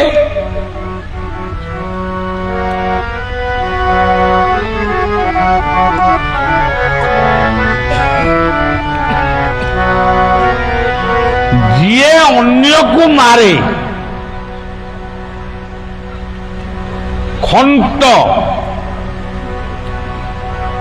ଚୋର,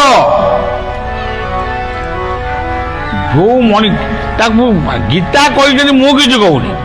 ଦମ୍ଭୋ ଦର୍ପଭିମାନସ୍ୟ କ୍ରୋଧ ପାରୁଷ୍ୟ ଅଜ୍ଞାନଂ ଚ ବିଜାତସ୍ୟ ପାର୍ଥ ସମ୍ପଦଂ। ଆମରି ଭିତରେ ରହିଛନ୍ତି ଦେବତା, ଆମରି ଭିତରେ ରହିଛନ୍ତି ଅସୁର।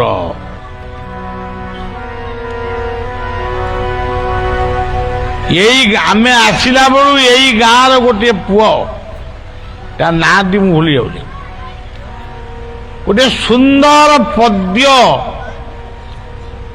ଲେଖିକିରି, ଝିଅଟିଏ କି ପୁଅଟି ଯାଅ, ଝିଅଟିଏ ସୁନ୍ଦର ପଦ୍ୟଟିଏ ଲେଖି ସିଏ ପଠେଇଛି। ତା ଲେଖିବାର ଉଦ୍ଦେଶ୍ୟ ହଉଛି ଆମ ଗାଁ ଆଜି ଧନ୍ୟ ହେଇଯାଇଛି। କୀର୍ତ୍ତନର ନିନାଦରେ ଗାଁ ଆଜି ପୁରୀ ଉଠିଛି। ମୁଁ ବି ଅପେକ୍ଷା କରିଛି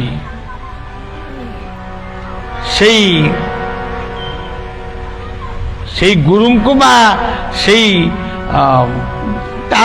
ତାର ସେ ଯାହାକୁ ଇଷ୍ଟ ବୋଲି ଭାବୁଛି, ମୁଁ ସେ ଇଷ୍ଟଙ୍କୁ ଦର୍ଶନ କରିବା ପାଇଁ ମୁଁ ଅପେକ୍ଷା କରିଛି। ଇଏ କେମିତି କିଆ କଥା? ଆଉ ବି କିଛି ଲୋକ ଥିବେ, ହେ ଆଜି ଗୋଟେ ବଳିଆ ବାବା ଆସିବେ, ଆଜି ଗୋଟେ ଗାଁରେ ଉତ୍ସବ ହବ, ଚାଲ ବୋତଲ ପିଇଦେବା, ନାଚିବା, ନଙ୍ଗଳା ମଙ୍ଗଳା ନାଚିବା। ତେଣୁ ଦେବତା ଅସୁରର ଯୁଦ୍ଧ ଯୁଗେ ଯୁଗେ ଅଛି। ପ୍ରତିଟି ଜୀବନ ଭିତରେ ଯୁଦ୍ଧ ଚାଲିଛି। ଆଜିକାଲି ତାକୁ କହୁଛନ୍ତି ପଲିଟିକ୍ସ କରୁଛନ୍ତି। ଯେତେବେଳେ ବାସୁକି ନାଗକୁ ଟାଣିଲେ ଦେବତା ଅସୁର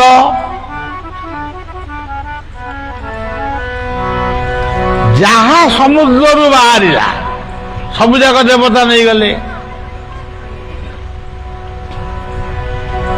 କିନ୍ତୁ ଯେତେବେଳେ ଅମୃତ ବାହାରିଲା ଅସୁର ମାନେ କହିଲେ ଆମେ ତ ସେଇଆକୁ ନବୁ, ଆଉ ଇଏ ସବୁଯାକ ନେଇଗଲେଣି, ଆମେ କାହିଁ ଛାଡ଼ିବୁ, ଏହାକୁ ନବୁ। ଆଉ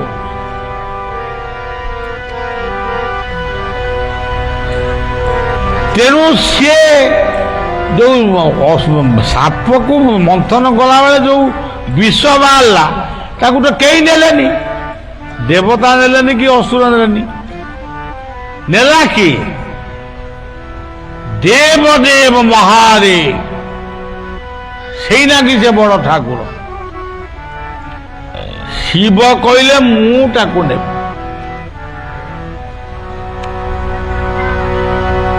ଶିବ ବିଷପାନ କରି ନୀଳକଣ୍ଠ ନାମରେ ନାମିତ ହେଲେ। ନୀଳକଣ୍ଠ ଆପଣଙ୍କର ବାଡ଼ିରେ ଯୋଉ ଗଛ ଅଛି, ଆମକୁ ବଞ୍ଚିବା ପାଇଁ ଗଛ ଆମକୁ କଣ ଦିଏ? ଅମୃତ, ଔଷଧ ଦିଏ, ପତ୍ର ଦିଏ, ଫଳ ଦିଏ, ଫୁଲ ଦିଏ, ମଧୁ ଦିଏ, ସୁବାସ ଦିଏ। ସିଏ ହଉଛି ଗଛ। ସିଏ ଆମଠାରୁ କଣ ନିଏ? ଅଙ୍ଗାରକାମ୍ଳ ବିଷ, ଆମ ଭିତରୁ ନିର୍ଗତ ହେଉଥିବା ଅଙ୍ଗାରକାମ୍ଳକୁ ସିଏ ନିଏ। ତାହେଲେ ଶିବ କିଏ? ଆମ ବାଡ଼ି ବଗିଚାର ଯୋଉ ଗଛ, ସେ ବା ନିଜେ ଗୋଟିଏ ଗୋଟିଏ ଶିବ। କିଛି ବାସ୍ତୁ ପଣ୍ଡିତ ମାନେ ଆସିବେ, ଆପଣଙ୍କ ଗାଁକୁ ଆସିବେ, ଆପଣ ତାଙ୍କୁ ଡାକିବେ, ଭଲ ବାସ୍ତୁ ବିଚାର କରନ୍ତି, ଟିକେ ଆମ ଘରକୁ ଆସିବେ। ହଁ ଚାଲ ଯିବା। ଅନେଇ ଦେବେ, ଏମିତି କେମିତି କଣ ଗୋଟେ ଅନେଇ ଦିଅନ୍ତି, ମାନେ ଗୋଟେ ଏମିତି କଣେଇକି ଅନେଇ ଦେଇକିରି, ଭାଇ ଏଇଟା ବେଲ ଗଛଟା କଣ ରଖିଛ, ଏଇଟା କଣ୍ଟା ଗଛ, ଆର ପବନଟା ଘରକୁ ନଷ୍ଟ କରୁଛି, ଆଉ ଗଛ ଭାଙ୍ଗିଦିଅ। ସେ ଖଜୁରୀ ଗଛଟା କାହିଁକି ଅଛି, ତାକୁ ଭାଙ୍ଗିଦିଅ। ସେ ତେନ୍ତୁଳି ଗଛ, ତାକୁ ଭାଙ୍ଗିଦିଅ। ମୁଁ ମନେ ମନେ ଭାବେ, ଦରକାର ପଡ଼ିଲେ ବି ମୁଁ କହେ, ବୋଲେ ବାବୁ ସେମିତି କଥା କେବୁ, ତତେ ମୁଁ ହାଣିବି। ଆମ ଆଶ୍ରମରେ ଗଛ ହାଣିବା ପାଇଁ ଇଞ୍ଜିନିୟର ମାନେ ବାହାରିଲେ, ଗଛ ହାଣିଲେ ମାନେ କୋଠା ଘର ହବ, ବୋଲେ ଆଗେ ତମକୁ ମୁଁ ହାଣିବି, ତାପରେ ଯାଇ ଗଛ ହଣା ହବ। ଏବେ ବି ସେ ଗଛକୁ ଦିଆଯାଇଛି ସୁରକ୍ଷା। ମନେ ରଖିଥାନ୍ତୁ, ଗଛ ହଉଛନ୍ତି ସ୍ୱୟଂ ଶିବ। ଆଉ ଯଦି ଅସ୍ୱସ୍ଥ ବୃକ୍ଷ ଥିବ ତାକୁ ଜମା କାଟିବେନି। ଗୀତାରେ କହିଛନ୍ତି, ଅସ୍ୱସ୍ଥ ସର୍ବବୃକ୍ଷାଣାଂ ଦେବଶ୍ରୀରାନ୍ତନାର। ତେଣୁ ଗଛ ଆମର ଦରକାର। ଯେଉଁ ଦେଶରେ, ଯେଉଁ ରାଜ୍ୟରେ ଗଛ ଯେତେ ଅଧିକ, ସେଠି ସୂର୍ଯ୍ୟଙ୍କର ଉତ୍ତାପ କାଟେ ନାହିଁ। ଭୂଇଁ, ଆମ ମାଟି ତଳୁ ଯୋଉ କୂଅ ଖୋଳାଯାଏ, ଟ୍ୟୁବୱେଲ ଖୋଳାଯାଏ, ଯେଉଁଠି ଗଛ ଅଛି, ହୁଙ୍କା ଅଛି, ସେଇଠି ଭଲ ପାଣି ପଡେ। ଯେଉଁ କୂଅର ପାଣି ଅତି ଗଭୀରକୁ ଚାଲିଯାଏ, ଯଦି ତା ଚାରିପାଖ ଯାକ ଗଛ ଲଗେଇ ଦିଆଯାଏ, ସେ ପାଣିଟା ଉପରକୁ ଟାଣେ। ତେଣୁ ଆମେମାନେ ଭକ୍ତି ନାମରେ ଇଏ ସୁନ୍ଦର ଦୁନିଆକୁ ନଷ୍ଟ କରୁଛୁ। ଆମେ ଗୋଟାଏ ବିଲ୍ଡିଂ କରିବୁ, ସେଥିପାଇଁ ଭଗବାନଙ୍କ ସୃଷ୍ଟିକୁ ଧ୍ୱଂସ କରୁଛୁ। ନା ବିଲ୍ଡିଂ କର, ଭଲ କୋଠା ଘରେ ରୁହ, କିନ୍ତୁ ଇଏ ଗଛ ବୃକ୍ଷକୁ କାଟୁଛ କାହିଁକି? ଯେତିକି କାଟିବା କଥା ସେତିକି କାଟ।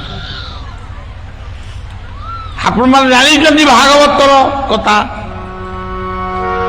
କାଷ୍ଠ ପାଷାଣ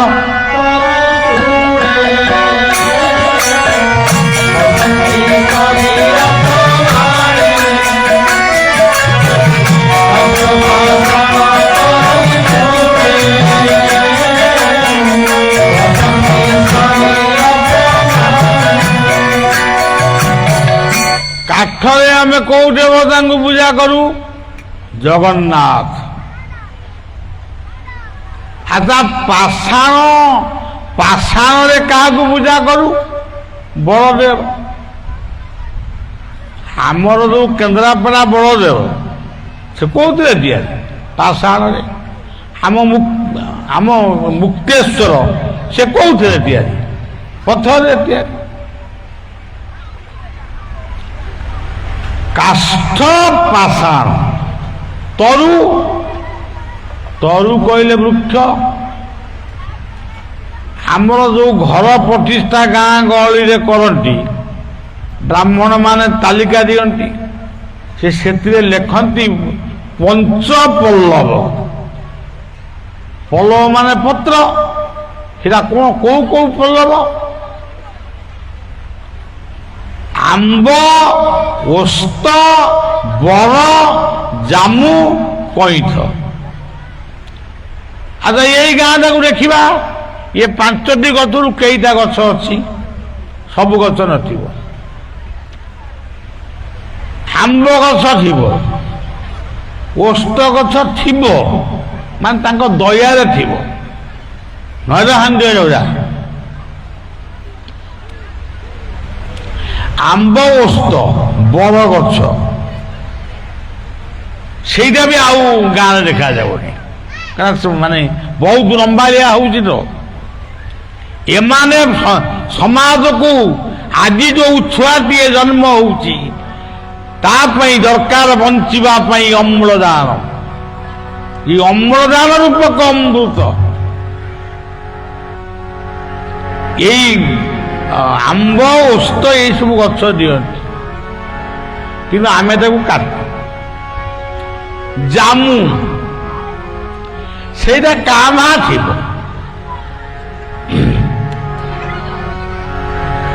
କଇଥ ଅଛି କିନ୍ତୁ ସେମିତି କି ଗାଁ ଗଣ୍ଡାରେ ସବୁ ଗାଁରେ ମିଳିବ। ଆମ୍ବ ଓସ୍ତବର ଜାମୁ କଇଥ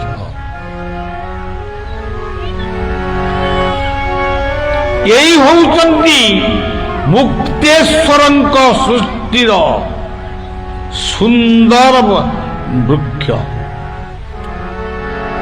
ସୁନ୍ଦର କଥା। ତେଣୁ କାଷ୍ଠ ପାଷାଣ ତରୁ, ଜଗନ୍ନାଥଙ୍କ ମନ୍ଦିରରେ ତରୁ କିଏ? କଳ୍ପ ବଟ, ବାଞ୍ଛା ବଟ, କୁମ୍ଭିଲା ବଟ, ବଂଶୀ ବଟ, ଅକ୍ଷୟ ବଟ। ତା କଣ ସବୁ ଯିଏ ସୃଷ୍ଟି କରିଥିଲେ ସବୁ ମାଗଣା, ଆମେ ସବୁ ପଣ୍ଡିତ ବାହାରି ପଡୁ। ତୃଣ କିଏ? ତୁଳସୀ ବୃକ୍ଷ। ମା ମାନେ ବନ୍ଦାପନା କଲେ ଗାଁ ଯାକ। କଣ ବନ୍ଦାପନାରେ କଣ ପକଉଥିଲେ ମୁଁ ଦେଖିନି, କିନ୍ତୁ ନିଶ୍ଚୟ ଦୁବ ବରକୋଳି ପତ୍ର ଥିବ।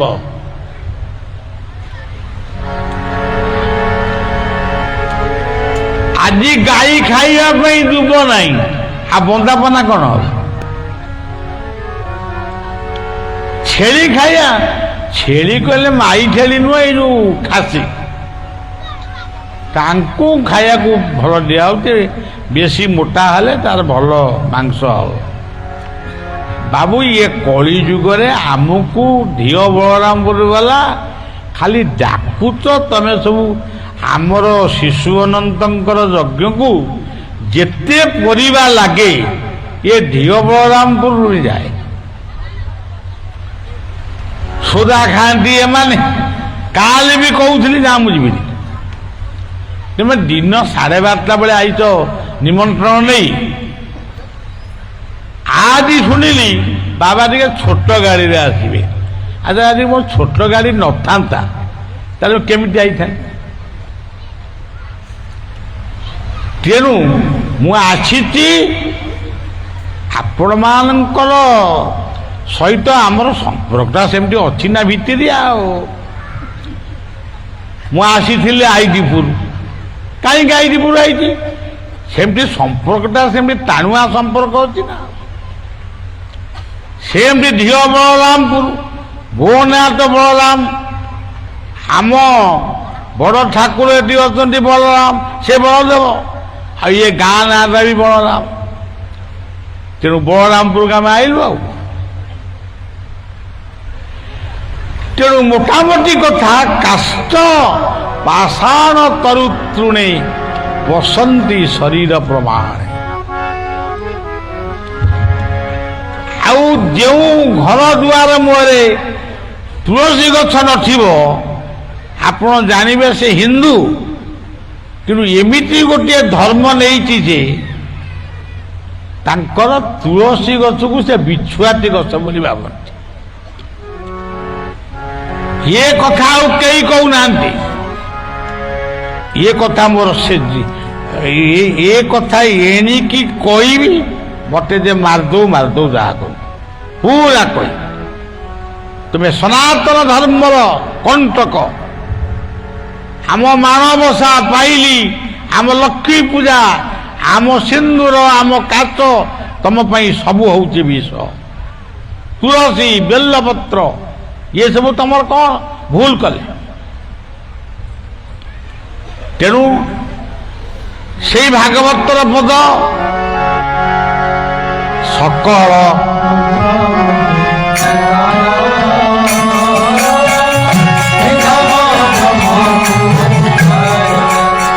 ଆରେ ବଳିଆ କହିଲା ସକଳ ଘଟେ ମଧ୍ୟ ସକଳ ଘଟେ ନାରାୟଣ ବସନ୍ତି ଅନାଦି କାରଣ। ଇଏ ପଢୁଛନ୍ତି ସକଳ ମନ୍ତ୍ର ମଧ୍ୟ ତାର। ଯାଉ ତୁମେ ମୋର ଭଲ ପାଳିଆ ଗୁଡାକ। ମୁଁ ଯଦି ପ୍ରକୃତ ଗାଁର ହେଇଥାନ୍ତି ତମ ପଇସାକୁ କାଟିଥାନ୍ତି। ସକଳ ଘଟେ ନାରାୟଣ, ଇଏ ଶିବ ବି ନାରାୟଣ। ଆମର ବଳଦେବ ହଉଛନ୍ତି ସ୍ୱୟଂ ଶିବ। ଯେତେବେଳେ ପୁରୀ ଶ୍ରୀକ୍ଷେତ୍ରରେ ବଳଦେବଙ୍କ ମୂର୍ତ୍ତି ନଥିଲା, ବଳଦେବଙ୍କ ପାଖରେ ଥିଲେ ଶିବ। ଦୁର୍ଗାଙ୍କ ସୁଭଦ୍ରାଙ୍କ ମୂର୍ତ୍ତି ନଥିଲା, ସୁଭଦ୍ରାଙ୍କ ପାଖରେ ଥିଲେ ଦୁର୍ଗା। ପରବର୍ତ୍ତୀ ସମୟରେ ବଳଦେବ ସୁଭଦ୍ରା ପୁଣି ସ୍ଥାପନ ହେଲେ। ଶିବମୟ ଏ ଜଗତ, ଜଗତମୟ ଶିବ। ଶିବଂ ଭବ ଶିବଂ ଶୁଭ। ଶିବ ହଉଛନ୍ତି ନୀଳକଣ୍ଠ। हे नीलकंठ सुंदर, हे नीलकंठ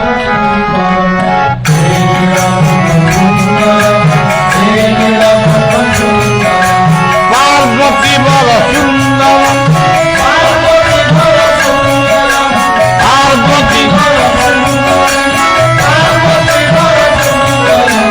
मुक्तेश्वर सुंदर, मुक्तेश्वर सुंदर।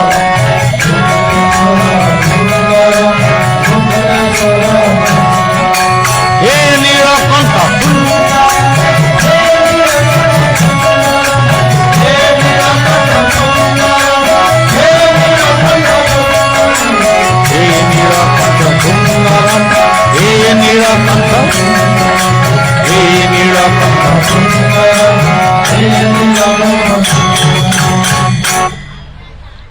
ତେଣୁ ନୀଳ କହିଲେ ଶୂନ୍ୟ, ସଜ୍ଜନ ତାଙ୍କ ସମ୍ପର୍କରେ ବହୁତ କଥା ରହିଛି, କିନ୍ତୁ ତାଙ୍କର ମନ୍ତ୍ର ଫନ୍ତ୍ର ଏତେ ବି ଦରକାର ନାହିଁ, ଖାଲି ଓମ୍ ନମଃ ଶିବାୟ କହିଦେଲେ ବି ଯଥେଷ୍ଟ।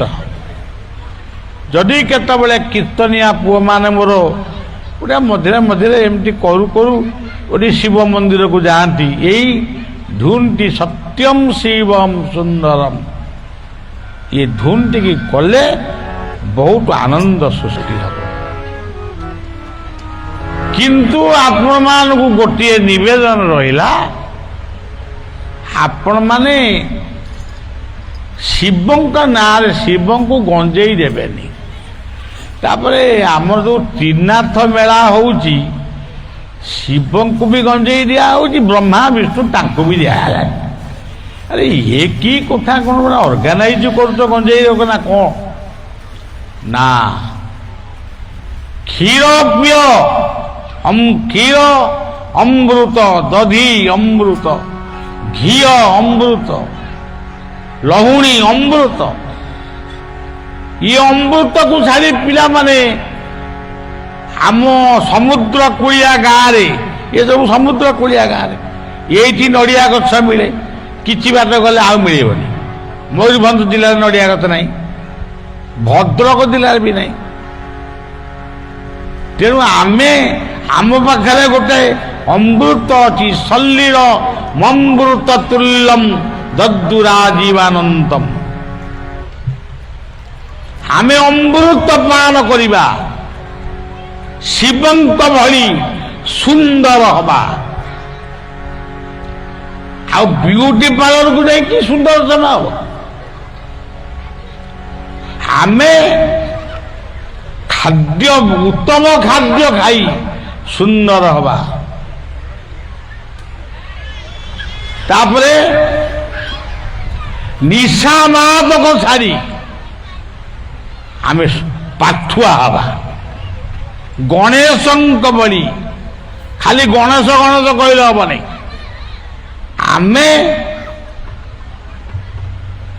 ବିଦ୍ୱାନ, ଆମେ ବିଦ୍ୟା ଅର୍ଜନ କରିବା। ବିଦ୍ୟା ଅଟଇ ମହାଧନ, ବାଳକେ କର ଉପାର୍ଜନ। ଆମେ ବିଦ୍ୱାନ ହବା। କାର୍ତ୍ତିକଙ୍କ ଭଳି, କାର୍ତ୍ତିକ ହେଉଛନ୍ତି ଦେବ ଜଗତର ସେନାପତି। ତେଣୁ ଆମେ ନିର୍ଭୀକ ପୁତ୍ର ହବା। ନିର୍ଭୀକ ପୁତ୍ର ମାନେ କ'ଣ ବନ୍ଧୁକ ବମ ଧରି ପୁତ୍ର ହବା, କନ୍ୟା ହବା? ଏଗୁଡ଼ାକ ନୁହଁ। ଇଏ ଛତରାମି ବଜରାମି ଛାଡ଼, କାର୍ତ୍ତିକ ହୁଅ। ଗୋଟେ ପରିବାରକୁ, ଗୋଟେ ଗ୍ରାମକୁ, ଗୋଟେ ଦେଶର ଉନ୍ନତି ପାଇଁ କାର୍ଯ୍ୟ କର, ନିର୍ଭୀକ ହୁଅ। ପ୍ରତ୍ୟେକ ଦିନ ନନ୍ଦୀ ଭଳି ଶାଗ ଭାତ ଖାଇଲେ ଆନନ୍ଦ ରୁହ, ଦୁଧ ଭାତ ପାଇଲେ ବି ଆନନ୍ଦ ରୁହ। ଦୁଧ ଭାତ ଖାଉଛି କିଏ? ଆଉ ମୁଁ କହୁଛି ନା। ଆଉ ତେଣୁ ଆଉ ସେ କଥାଟା ମୁଁ ଆଉ ମାଂସ ଭାତ ଖାଇ କହିଲେ କାଲି ସକାଳୁ ନହେଲେ ମାଂସ ଭାତ କଥା ବଳିଆ କହିଯାଇଛି ମାନେ ଆଜି ଚାଲ କାଟିବା କୁକୁଡ଼ା। ଆନନ୍ଦ ହିଁ ହେଇବ। କିଛି ସମୟ ଯୋଗ କର। ଭୁଲ୍ଲତା ଭୃଙ୍ଗି, ଭୃ କହିଲେ ଭୁଲ୍ଲତା, এই ভুল্লতা দ্বয়ের মধ্যে বিন্দু রূপ বিরাজিত। 5 মিনিট সময় মিলুনি, টিকে বসিকি এই চক্রকু 2.5 মিনিট, 5 মিনিট নহলা 2.5 মিনিট বস, বটিষ্ক স্থির কর। বুঝি বিচারি কর্ম কলে প্রমাদ ন পড়ই। ତେଣୁ ସଜ୍ଜନ ଏଇଭଳି ଭାବରେ ଶିବଙ୍କର ଦର୍ଶନ ଅତ୍ୟନ୍ତ ମନୋରମ। ମୁଁ ବୁଲି ବୁଲିକିରି କାଲି ଗୋଟିଏ ଦିନ ବିଶ୍ରାମକୁ ଆଇଥିଲି। ଆଜି ତ ଏଇଠି, କାଲି ପୁଣି ଏଇ କେନ୍ଦ୍ରାପଡ଼ା। ଏ ବର୍ଷ କେନ୍ଦ୍ରାପଡ଼ା ଜିଲ୍ଲାରେ ଯେତେ ପ୍ରୋଗ୍ରାମ ମୁଁ ମନେ ମନେ ଭାବୁଛି ମୁଁ MP ହେବି କି, କିନ୍ତୁ ମୁଁ ଯଦି ବର୍ତ୍ତମାନ MP ହେବା ପାଇଁ ଠିଆ ହେବି ତାହେଲେ ଭୋଟ ଗୁଡ଼ାଏ ମୁଁ ପାଆନ୍ତି। କିନ୍ତୁ ମୋର MP ହେବାର ମାନେ କିଛି ମନ ନାହିଁ ନା କିଛି ନାହିଁ। ଆଉ MP ଯିଏ ତାଙ୍କର ହେଉଛନ୍ତି ହୁଅନ୍ତୁ, ଯିଏ MLA ହେବା କଥା ହୁଅନ୍ତୁ, ସମସ୍ତେ ଭଲ କାମ କରନ୍ତୁ। ଆମେ ସେଇ ନାଁ ହେଉଛି ବଳିଆ, ମୋ ନାଁଟା ବଳିଆ, ମୁଁ ବଳିଆର ପାଦ ତଳେ ଜନ୍ମ ହେଇଛି। ସେଇ ବଳିଆ ପାଦ ତଳେ ଜୀବନର ଶେଷ ନିଶ୍ୱାସ ତ୍ୟାଗ କରିବି ଏବଂ ସେଇ ବଳଦେବଙ୍କ ଉଦ୍ଦେଶ୍ୟରେ ଧୁନଟିଏ ଗାଇ ମୋର କଥାକୁ ବିଶ୍ରାମ ଦେଉଛି। ପୁଣି ମୋର କାଲିଠାରୁ ପ୍ରୋଗ୍ରାମ, ତେଣୁ ଯିବାକୁ ପଡ଼ିବ। ଏଇ ଯେଉଁ ରାସ୍ତା ଗୁଡ଼ାକ ମାନେ ଆମେ ଦେଖୁଛୁ, ଏତେ ରାସ୍ତା କ'ଣ 20-30 କିଲୋମିଟର, ଏ କେମିତି ଏ ସାଇକେଲରେ ସବୁ ଯାଆନ୍ତି କେଜାଣି। ହପଡ଼ ଧୁନ ପଡ଼, ସମସ୍ତେ ବଳଦେବଙ୍କୁ ମୁକ୍ତେଶ୍ୱରଙ୍କୁ ଚିନ୍ତନ କର। ପଡ଼ିବା ଜୟ ବଳଦେବ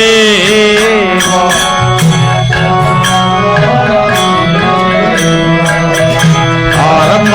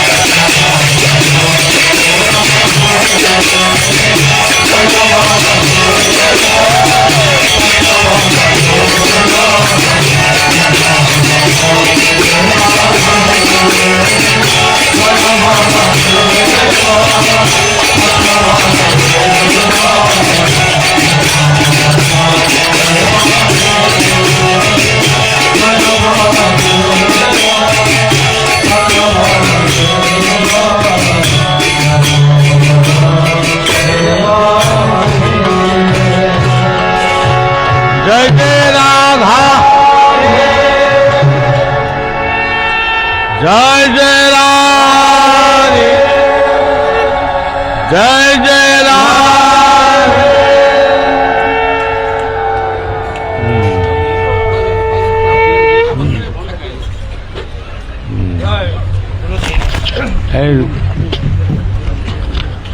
মাইক দিও মাইক দিও মাইক দিও